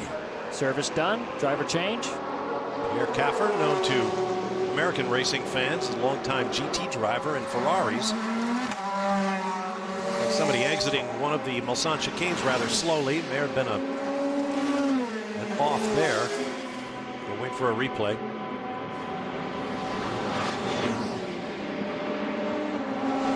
Let's get caught up on the status of the Delta Wing, built by Dan Gurney's All-American Racers in Santa Ana, California, on Michelin tires, Nissan powered. Justin Bell has their story. Yeah, Bob, I'd like to just bring you up to speed on how they've been performing so far. They had a parts failure, actually, with one of the few off-the-shelf components, which was an actuator in the gearbox, which they repaired and gone back out. Michael Krum, to answer a question you were saying during the break, is still in the car from the start of the race. He did jump out, apparently, to take a quick restroom break while they were repairing it, which the other drivers were most excited that he did. But they were saying, I just asked the Michelin engineer, they are easily going to reach 4 stints based on data on those tires, and then they may be able to, during the night, if they're able to continue having full runs, go even longer. So that technology, even though it's an evolving art form in many ways in science, is proving quite theoretically sound, in practice sound, isn't it? So they're really enjoying it, and they didn't have a lot of expectations going in. So Bob, I would say that it's already everything for now in his gravy for the Delta Wing project. Good to hear. And later on tonight, we hope to speak with the man whose company built that car, American racing legend Dan Gurney.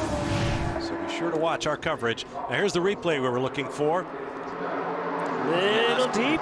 Coming into the second chicane, which is a left, right, left job.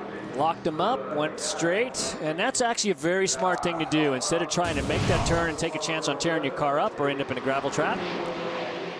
Yeah, exactly.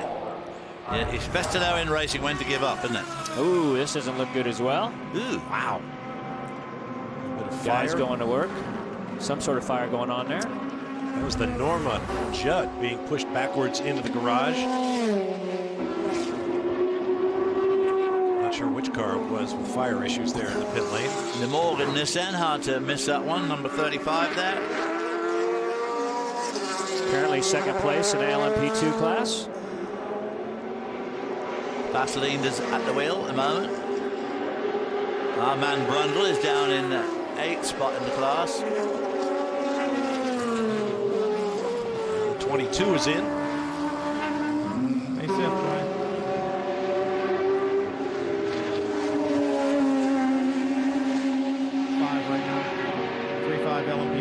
was the Brabham car, sharing with Peter Dumbrick, who got his pilot's wings here at Le Mans not too many years ago, flying a Mercedes prototype into the trees on the run down to Indianapolis. That was the most scary thing I think I've ever. Well, that and of course Alan McNish's crash last year was probably the most scary.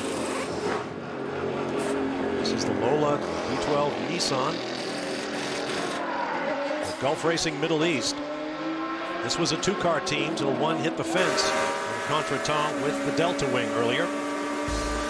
On board one of the Toyotas. This was once a 3.5-mile straightaway, the longest in motorsports. Now clipped by a pair of chicanes, but nothing can take away from the romance and glamour of Le Mans. Speed's coverage of the 24 Hours of Le Mans is brought to you by Rolex, official timekeeper of the 24 Hours of Le Mans. Welcome back live to Le Mans. David Hobbs, Scott Pruitt, and down in the pit lane, the lovely Jamie Howe and the not-so-lovely Greg Kramer, carrying you forward all 24 hours at Speed and streaming live at speed.com. Plunging downhill from the world-renowned Dunlop Bridge into Tertre Rouge and on the back straightaway. It's the number 79 Flying Lizards Porsche. Seth Nyman deserves a real tip of the hat. All of the heart and money he has put in to the Flying Lizard team. Still looking that top step of the podium here at Le Mans. And that car was with his driver Pillet from France, qualified on the pole for the GT AM class, and in fact was quicker than most of the GTE Pro cars, so that was a heck of a deal. Nice shot of the Delta Wing there just before this. On board LMP2. One of the many Oreca Nissans in the field. Great shot going down the Mousseline. Brian? Macron Ferrari was just in. This car getting better. They've gotten the tire pressures up to where they wanted to and getting the temperatures where they need to be by changing the tire pressures when they first went out. But this was a brand new Dunlop tire that was handed to them literally this morning, so it's been experimental from the get-go. It is turning faster lap times, but right now they're just trying to get a handle on what type of pressures they need to run. Thank you, Brian. You must have snuck back in. Some guys you just can't push out of the pit lane. Now don't forget, we've had a lot of rain overnight. A lot of rain overnight means it washed all the rubber, the majority of the rubber leading up to this. So as we see the cars going around right now, a lot of that going down, that'll help both performance of grip overall, because we heard a lot of these guys getting out of the car saying it's slippery, they're trying to find grip, they're trying to find the right balance of the car. That's been pretty common. So I think as the race continues to unfold here, it's just going to get better and better as we get more rubber down. Well, of course, these are street, normal roads and streets which are used by everyday traffic, so there's a lot of oil and debris gets washed off there. And of course, they really didn't have any chance to put a line down in qualifying and practice because it kept raining all the time, so it washed it all away again. So, like you say, the track's probably going to get quicker and quicker. But then on the adverse side of that is all that clag and pickup starts lying around offline. So you've got to be very careful getting into all that stuff because A, it's slippery when you're driving over it, and B, it can block vital things up. Get one of those through the radiator, that's the end of the day. It was pretty impressive, that piece they pulled out of the Audi. Boy, it sure was. Looks like they were saying a piece got jammed somewhere into the suspension components, and that just makes, you got to come in, you got to find it, you got to take care of it, and you got to get it fixed before you can continue. Of course, I don't see a lot of clag lying out there. Maybe it's self-generated off the car itself and can't get away because of the aerodynamics. Now there's a thought, yeah, maybe coming up from its own the tires. wheels of the car itself. Exactly. Trapped in there by the airflow. And we talk about this track being public roads, and the vast majority of the 8.5-mile loop is, in fact, that. Right there where we're looking at is, right here, right. Suddenly is not. Just to our left, that road carries straight onto the old White House corner, and back behind between the airport and the racetrack. This is all Porsche curves, the new White House, and is just racetrack. There goes the Pescarolo. Oh boy. Backwards into the garage again. Wow, they're having just a tragic 24, at least start to the 24. Henri Pescarolo has been very financially challenged with this team. He took over what was to be the Aston Martin 1 prototype car, modified it, called it the Pescarolo, has support from Roald Goethe, But in exchange for increased financial funding, Goethe insisted that his favorite driver, young Englishman Stuart Hall, should be one of the drivers of the car. So Pescarolo pulled one of his regular drivers, Julien José, who did not take kindly to being pulled out for the biggest event in his country's motorsport scene. So José sued Pescarolo. The cars, both of them, were briefly seized until a judge ordered them released and reprimanded José for interfering with the program. Yeah, racing's never run smooth. Here's one of the two Toyotas still running strong, second and third now.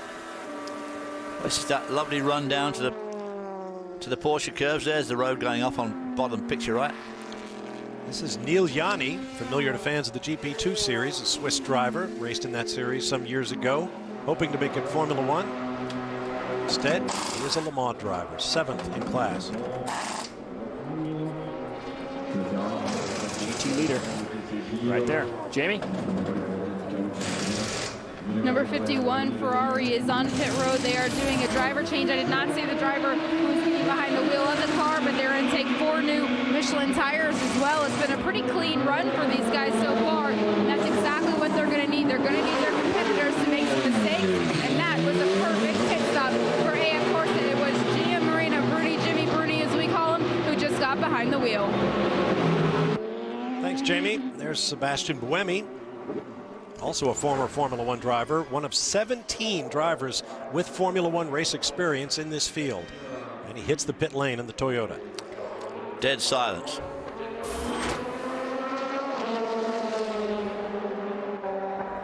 Well, I've been watching the 7 Toyota with Lapierre, and they've been pulling down about 1 to 2 seconds a lap on the leader. It was about a minute, about 4 laps ago, and now we're down to 45 seconds of separation between first and second.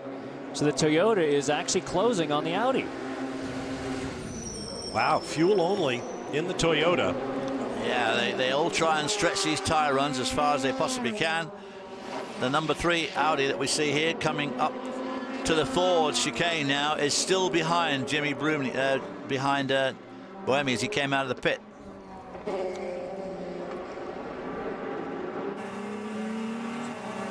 On board with the Audi now. Here's a look at a list of the notable rookies in the field this year. For Audi, Marco Bonanomi of Italy is a debutant. Kaz Nakajima, remember him from his Formula One years. Sebastian Buemi, or Boomer, we talked about. Bertrand Baguette, familiar to followers of America's IndyCar series. Cowboy Karun Shandok, involved in Formula One. Luis Diaz, of course, drives with Scott Pruitt in the Rolex Series in America. Alex Brundle, second-generation racer. 21-year-old Frankie Montecalvo from the United States. Brian Vickers. NASCAR fans need no introduction to Brian. Andrea Bertolini. And Jordan Taylor, another second-generation driver whose whole family, including Father Wayne, on hand to watch him make his Le Mans debut. Yeah, Jordan Taylor certainly seems to be an American driver with a big future in front of him. 21 years old. You can see the closing speed on the GT car by the Audi there.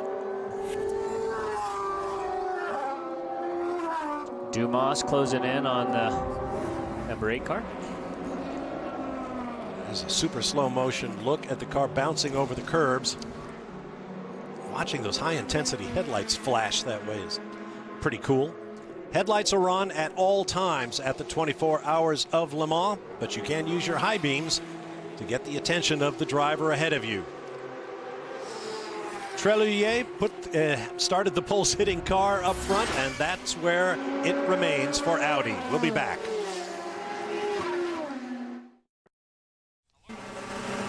Welcome back live to Le Mans. Don't forget, June 28th on Speed. Horsepower will be unleashed on Kentucky as the world's toughest truckers do battle in the bluegrass. Don't miss the NASCAR Camping World Truck Series, June 28th, 7:30 Eastern Time, live here on Speed. Through the Porsche curves, back towards the start-finish line. Here's a look at some of the tweets we've been receiving. Don't forget to use the hashtag LM24OnSpeed. Justin Wilson, IndyCar driver, starts on the outside of the front row at Milwaukee. Although I did hear that he might get a grid penalty. wishing all his friends at Le Mans a good race. TK will be in Milwaukee as well. Thanks for looking in. And Clint Boyer in Michigan. What has happened to the world? They'd be racing diesel and hybrid cars in Le Mans. Come on, Clint. Start agitating for hybrids in Sprint Cup. And how fast are those guys going in Michigan? Unbelievable. 200 mile an hour.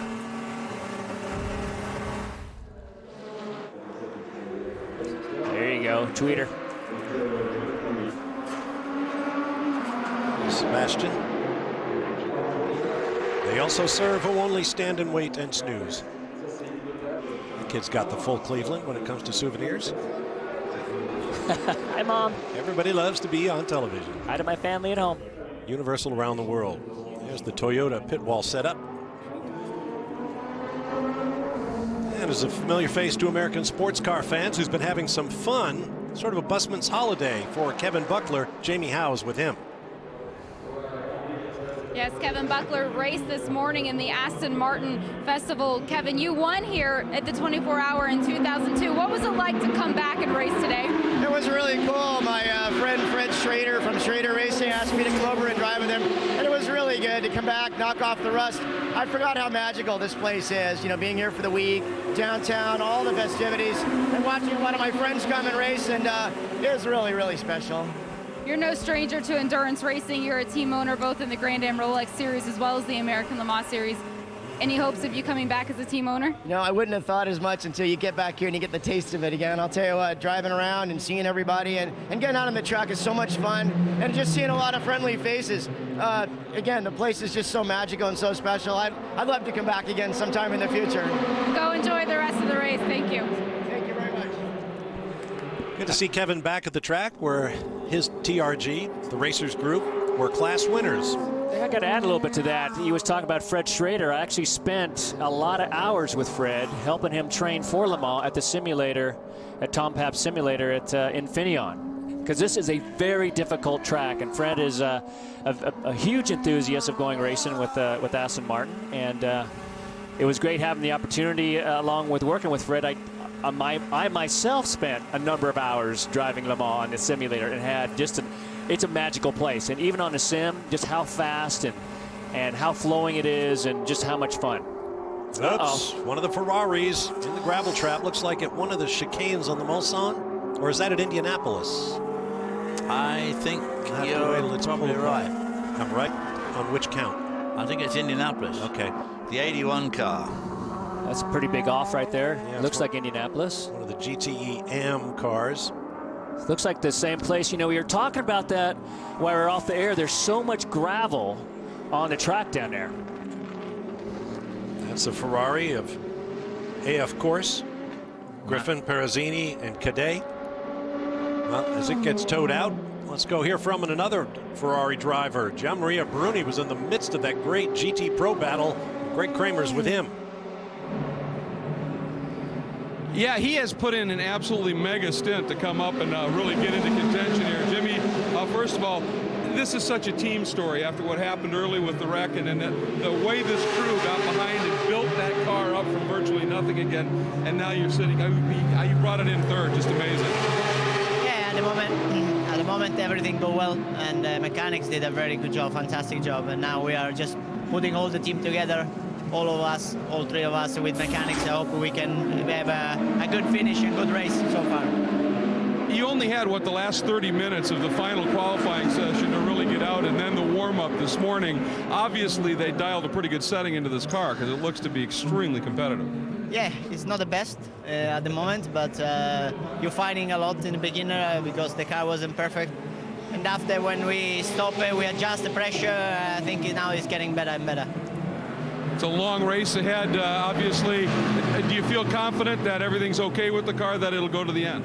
I hope, really. So do we, because it'll make for a great battle. Thank you. Thank you. Was there ever a perfect race car? There was, but I remember that Jimmy Bruni, when you and I were doing the GP2 some years back, he won the race at Monza with the Monza Grand Prix, and you've never seen anybody so ecstatic as him winning the GP2 race in front of the GP crowd at Monza. So a pretty good shoe with our Jimmy Rooney. I should say so. It's one of the Gulf Racing Middle East, in fact the only remaining Gulf Racing Middle East car. This is the Fabian Giraud, Stefan Johansson, Ludovic Badet car. Good to see Steve Johnson back in action. He has driven just about everything over the years, but this looks like a problem. The dollies have come out, and it looks like the car will back into its garage slot. Boy, everybody packing up there as they go into Arnage. Wow, that's tight quarters right there. Very tight corner. The Audi trying to struggle through these guys, all trying to get around that car. That, I think, is a 77 car. It's Christensen in the Audi, finally working his way through that traffic jam. Still shown in 5th place, and a lap down after that long pit stop to pry that piece of tire scraping out of the rear suspension. And there you can see that rubber, rolled up rubber, lying in wait now as they exit the Porsche curves. That left-hander there is a very quick corner. That's Brundle.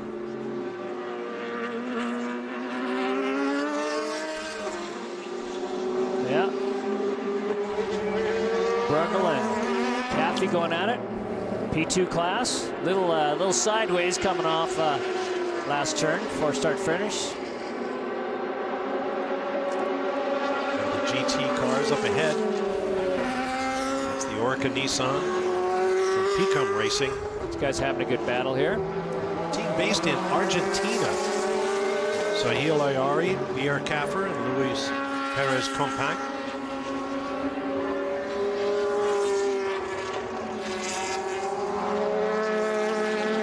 Yeah, the first 6 LMP2 cars are all on the same lap. We knew that was going to be a pretty competitive class, but I can see it staying like this for the entire race. As you can see, very, very evenly matched.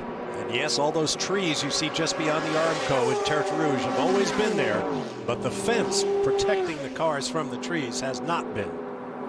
Looks like the father-son team of the Brundles. Martin was in earlier, now his boy's in driving. Looks like they're having a real good run. Apparently solid. Yeah, everybody wanted to get past that GT car before they get into the first chicane, so they don't get separated by too much. Exactly.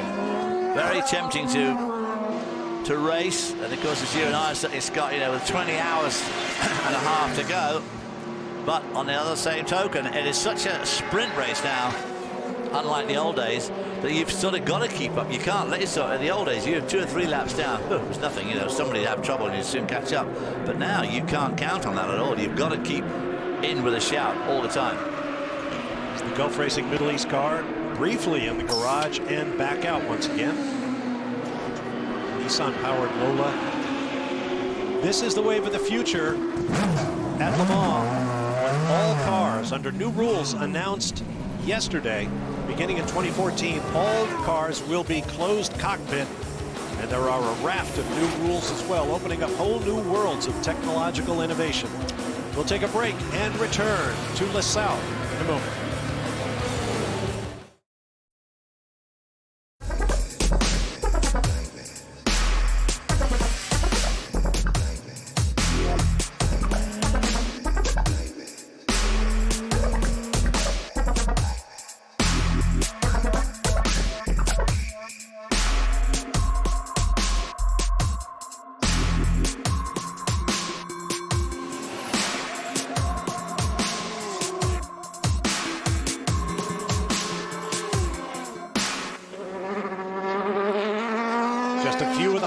Of what's been a pretty dramatic 24 hours of Le Mans thus far, live here on Speed. Welcome back. Here's a program note. Tuesday night, Hard Parts South Bronx is all new. Joe has never backed down from a challenge, but this time it's personal. Can he go a day without eating and still keep his clients happy? Catch an all-new Hard Parts at its new day and time, Tuesday, 9 p.m. Eastern, only on Speed. As we came back from break, you saw the GTE Pro Aston Martin. There it is. The 2 bright fog lights center screen. That's how you can help distinguish it from its GTE AM counterpart. And these guys, Milner and Turner, are going back and forth. Corvette, Aston Martin, hour after hour, back and forth, switching up, first, second, second, first. It's been just an incredible battle so far. And here comes the race leader, Benoit Trullier, in the car his teammate Andre Lotterer put on pole, followed immediately by the number 2 Audi as well. Still surprised to see teams like Toyota and Audi pitting their cars at the same time. It's quite extraordinary. Shows a massive amount of confidence in their crews. Is this a tyre change on the car, or are they just going to look at the tyres and make a decision afterwards? Trying to get as many laps as they possibly can out of these tyres. You notice that the mechanic goes in the left side door. That's where the switch is that the mechanic turns off the hybrid system with. Looks like the 2 car will finish first, so it has to be pushed backwards in the pit lane to get it out. Problem with the right front on the number 1 car, so we'll have a lead change, or at least a position change between those 2 cars. And here comes the Toyota, which is about to go into the Porsche curves. The Toyota is continually running faster lap times than the Audis right now, and it's turning into an incredible race. I was thinking that Audi was going to pretty well dominate, but as we're seeing things unfold, the Toyota's coming back. Well, Alex Burrows. What a moment. 3 wide there.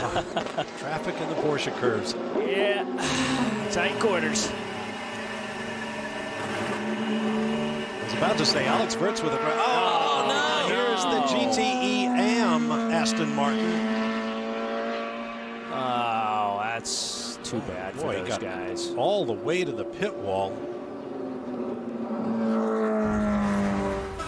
Excuse me, to the tire wall. Not just a light blow either. Oh, that's a pretty big hit. They just came out of the pits after getting serviced. I don't know if that was cold tires or what took place. Most probably. Olsen, part of an all Danish driver lineup, and there are more than 20,000 Danes at this year's race, Tom Christensen told us. Many of them camped out in one special area near the pits, and they will be partying through the night. Here to watch, of course, Tom Christensen himself, as well as Jan Magnussen, and the lineup that now finds itself temporarily stationary. Nygaard Simonsen and the man who just took the car off track, Christian Poulsen. The 8 car of Bruni. Now, we were talking a couple segments back about how far back the Toyota was. We were talking 40 seconds. Now it's 17.5 seconds, the separation between first and second. Toyota's coming. Yes, they are. And here comes the number 1. Benoit Trullier still behind the steering wheel. Boy, you see the difference in the track from the center part of the road to the shoulder. The entire length of the Mulsanne Straight was repaved for this race. Well, like Formula 1 cars, these cars have got massive downforce, so therefore massive braking power into that old Mulsanne hairpin. You can see the sun's starting to get low now. A lot of daylight hours at Le Mans makes it just a great race. I just used to love driving through the twilight, but from now on until about 9 o'clock, it gets pretty dodgy, as you see going into the Indianapolis concept here. Gravel at Marshall Post 115. Car 89, 99 in the gravel, Marshall Post 115. Be aware, yellow flags are being displayed. Yellow flags are being displayed at Marshall Post 115. It's the Poulsen car, the Aston Martin. Meanwhile, pit stop. This is the Larber Racing. Greg Kramer's there. Well, this is a very busy pit area. The number 70 Pro GTE AM Larber Corvette is in. They're going to do a driver change, full stop. Right behind them is one of the Rebellion Toyotas that they are running 7th and 8th overall, basically 1 and 2 in the non-diesel and non-hybrid category, petrol only. And this is very crowded. It's all going to come down to, does the vet get out first?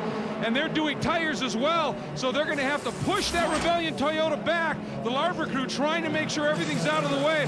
The Rebellion Toyota is the number 13 car that's running 8th overall second in the petrol-only category. Jerome Bleekemolen behind the wheel. They're gone. The Larber crew tidying up. Just a routine stop. But you can see how long these stops take when you're only allowed one gun firing at a time. You change the wheel. Sometimes they'll do fronts and backs. Sometimes they'll do offsets.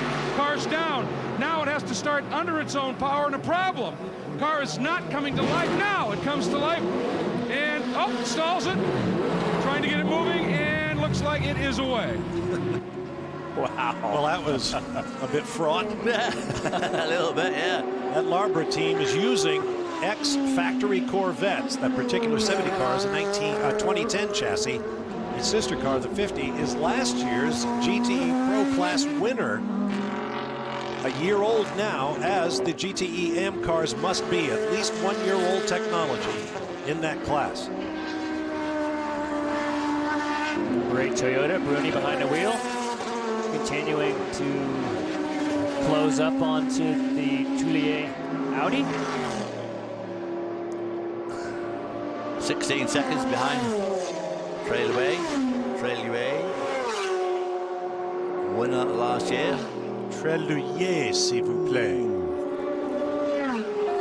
The next lap completed will mark 60. Great shot down to Mousseline, coming in the first chicane. Now here's the factory Corvette effort. This is the 73 car.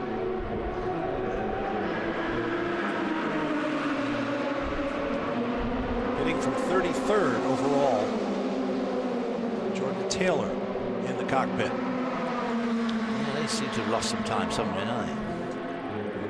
And they said earlier they're really fighting with the handling on that thing and trying to find, maybe Jamie has more. Jamie?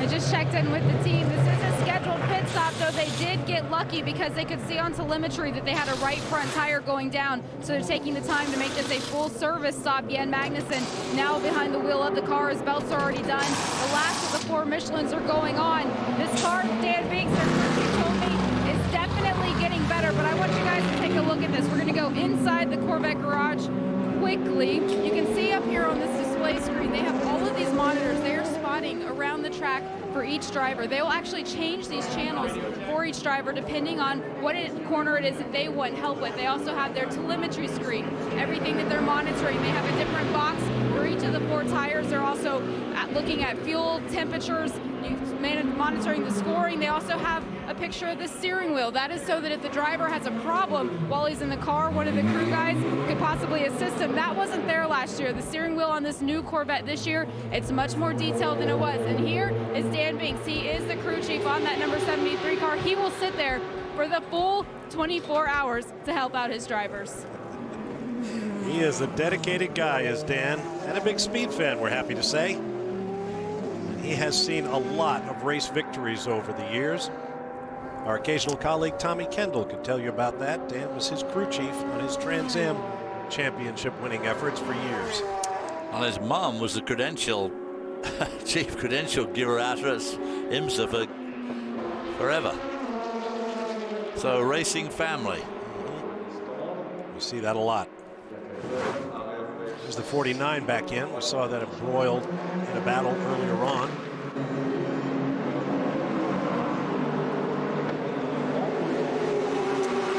Pierre Caffer at the wheel of that car. Seeing a lot of this. Picked it up again.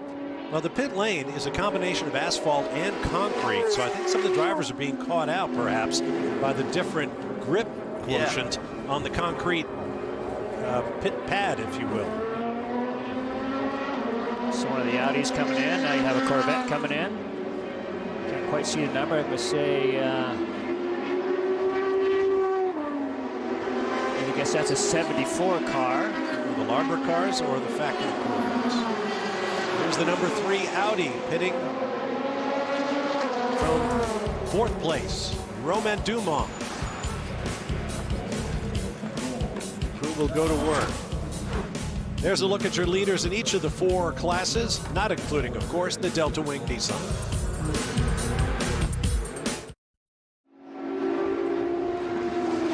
Welcome back to Le Mans. There goes one of the Toyota hybrids. Don't forget, immediately following Sprint Cup qualifying from Michigan at the top of the hour, or excuse me, while Sprint Cup qualifying is going on at Michigan, we're going to switch over to live streaming at speed.com. You can continue to follow one of the world's premier sporting events. Corvette Fuel, what's this, 1 cup every 4 to 6 hours? Actually, Jimmy Juice, Jimmy Schmidt came up with that. I think the first year I started driving for the team back in 2001, my first year with Corvette. Well, my only year with Corvette, actually, when he won that race. And he fine-tunes it every year, just electrolytes and just good stuff for the body to keep you going. Yeah, I think people don't realize just quite what an athletic event this is. I mean, it's really, really hard work to drive these cars for this length of time. And don't forget, different than the Rolex 24 is the fact that you're limited to 3 drivers only. So we get another driver, or the opportunity for more drivers within the Rolex series. So all the guys have got to be hitting on all 8 cylinders. Well, if it's a V8. Right. Now, to be clear, at the top of the hour, we're going to send you here on the Linear Network on Speed to Michigan for Sprint Cup qualifying. We'll be streaming live at speed.com, and then we'll be back. Boy, the speed, that right-hander, they're not flat out through there, but boy, they lose some speed between that and the Indianapolis. Here we are down at Arnage, the right-hander, slowest corner on the track. Give themselves some more runoff area there now. According to the ACO, that Indianapolis corner is so named because of the banking, but it wasn't designed that way. It was originally a flat corner, but over the years, with the race running through there, the corner actually took on that banked shape. And they were afraid it was just going to wash out entirely, so they supported it with bricks. And since some bright spark realized that's what the Indianapolis Motor Speedway was originally paved with, it was Kismet. It's been known as Indianapolis ever since, and those bricks are still underneath the pavement in that corner. Here's the prettiest part of the racetrack, the run down to the Indianapolis corner through the trees, as dangerous as they may be right there at the trackside. We saw the Corvette number 74 pit earlier. Jordan Taylor, a Le Mans rookie, climbed out. He's with his dad Wayne, and Jamie Howe has them both. You talk about how physical this race is. Jordan, you just learned for the first time completing your stint here at Le Mans. What was it like for you? Yeah, to be honest, a little relief just to get that first one finished. Unfortunately, we had a slow puncture in the right front tire, which kind of shortened it up a bit, but I'm glad to get in, get comfortable, and get on with the race. You obviously come from a family of racers. You have your dad here with you, watching your brothers here also. Do you feel a sense of pride running for Corvette Racing coming to Le Mans?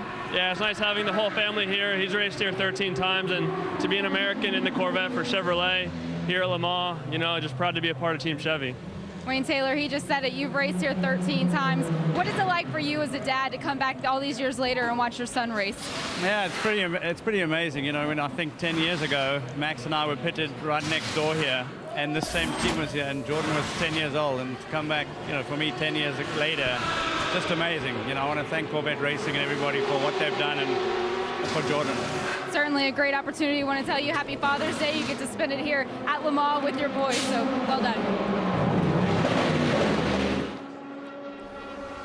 There you see the Corvette team. Another pit stop. This is the 74, excuse me. Jordan Taylor got out of the 73. And we have a driver change going on. Jan Magnussen is now in the 73. Oliver Gavin getting out. Milner getting out. Tommy Milner.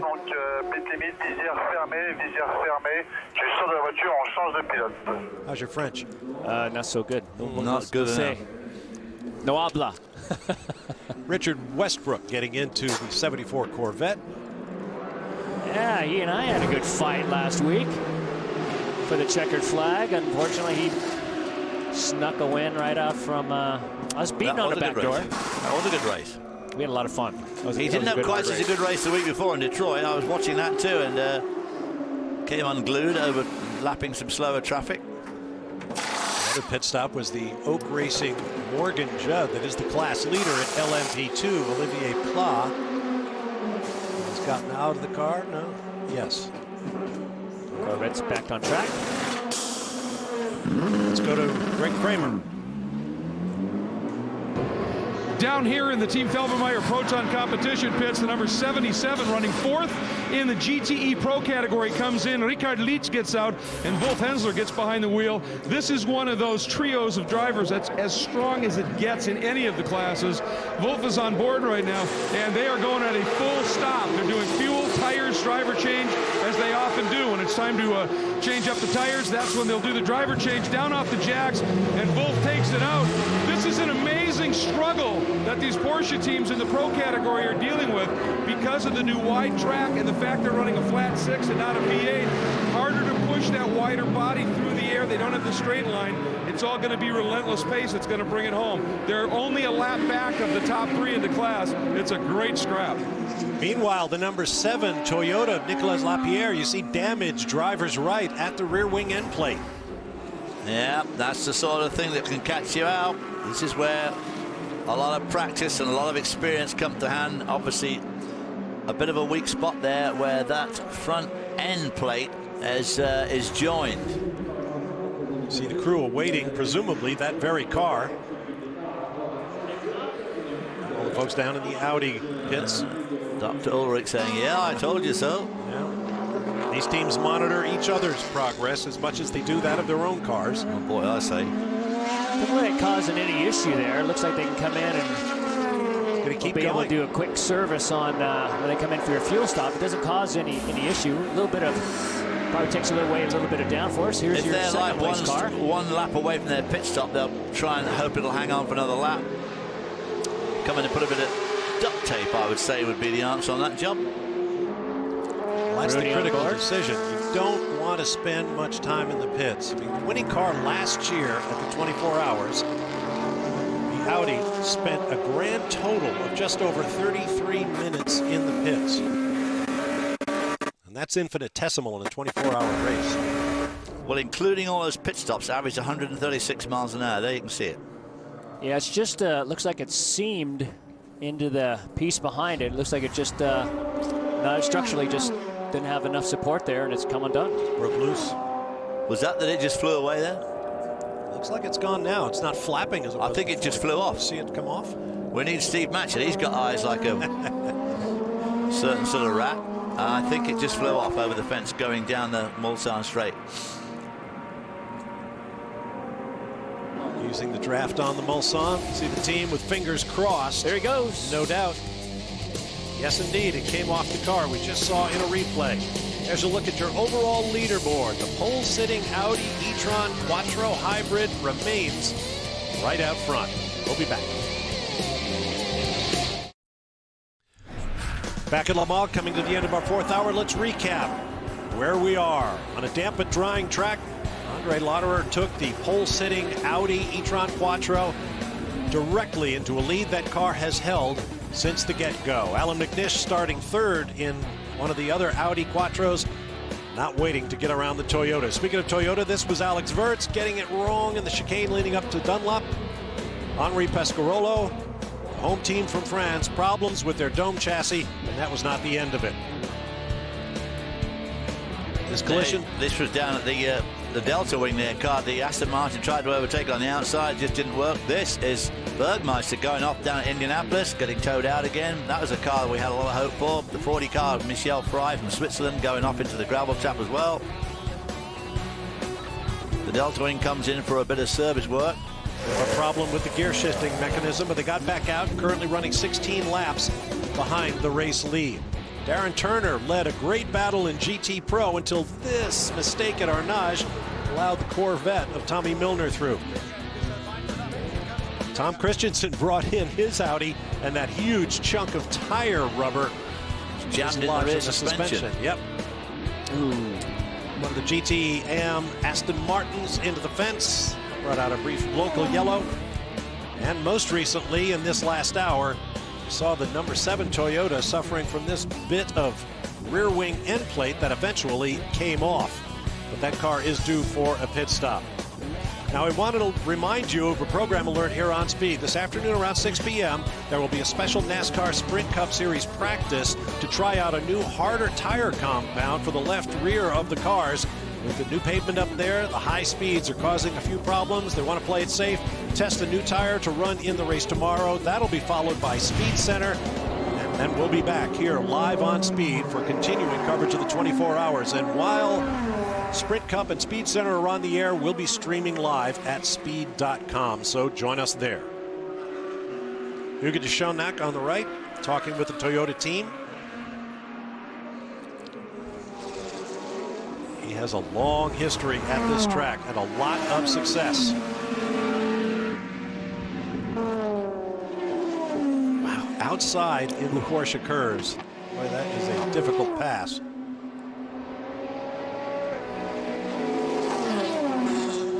Toyota definitely on the attack right now. While we watch this battle, let's hear from Greg Kramer. Yeah, I'm standing by with Ricard Leeds, who just got out of the number 77 GTE Pro Team Felbenmeyer Proton entry. And while we were waiting, I told him we were going through a highlight package, and he said, well, then you should be shooting me. It was that kind of a day for you at this point, just trying to get that Porsche up into fourth in what is proving to be a very difficult class today. Well, the GTE class is one of the hardest, as we saw from the entry list already, and also in the qualifying they showed how high the level is this year. They're running an incredible speed, and we're trying to follow, you know. If you want to have a quick analysis, I have to say it's too many long straights for us. It looks like we are losing on a straight quite some time, and we are pushing really hard. We are going over every curb, over every curb, you know, we are cutting as much as possible, and the race and they allow us to cut because it's not, we don't find a shortcut on the racetrack, but we try to take as many cuts as possible, and it's just impossible to follow at the moment. We have to hope for some rain or something, you know, that it's going to be a little bit a mess for everybody, then we have a chance, but at the moment it looks like we are just, you know, follow the leader and stay out of troubles. Well, and you know that there's some situations have changed at Le Mans when the Porsche drivers are saying we need rain to have a chance here. Now, we was talking about some of the other cars in that category. One of them is Aston Martin. That's where Jamie is.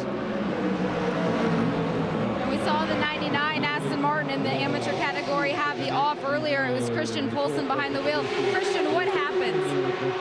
Yeah, something broke on the suspension on the braking to the pause curves, and then the car just jumped, and I lost it. It's obviously not the day that they needed right now. You can see the team in the garage still hard at work trying to get this Aston Martin back out on track. That's one of the nuances of Le Mans. The car will come back to the paddock area, although a driver needs to be aware that if he is stranded on course and he gets out of the car and meanders more than 10 meters from the car, if he does that, the car will be considered abandoned on course, and its race is over. When I drove for Corvette, they actually gave me some money in case I needed to bribe any of the corner workers out there to be able to get back on track or back to the pits to continue on with the race. It's interesting how everything takes place at these races. Yep. If the car needs work on track, the driver alone must do it. You saw Nicolas Lapierre continuing his charge in the Toyota.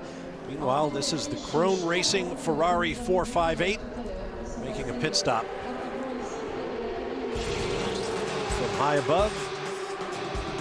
What a beautiful shot. shot. Dunlop chicane. As you can see, the old S's have been obliterated. This is a new track here to try and slow them down a little bit. Although Terre Rouge, which is what they're just about to go into here, is very quick. Don't forget, race fans, if you can't get enough of the 24 hours, coverage continues on speed.com. Uninterrupted live streaming of the race thanks to our partners at Chevrolet. Go to speed.com/Corvette to stream. Without being there, it's really hard for all the viewers out there to get an appreciation of what this place is like. It is just absolutely incredible. It's the Indy 500 of Europe. It's such an incredible thing to be involved with and to participate in and to drive in and to win. Even better. In a moment, we'll be sending you off to Michigan International Speedway for Sprint Cup qualifying. And we will be at speed.com continuing our live streaming as we cover the 80th running of the Le Mans 24 hours from lights to flag. So So join us over at speed.com unless you have a hankering for NASCAR Sprint Cup qualifying. See you over on the net in just a moment. For now, for David Hobbs, Scott Pruitt, and our entire Speed team, see you at speed.com.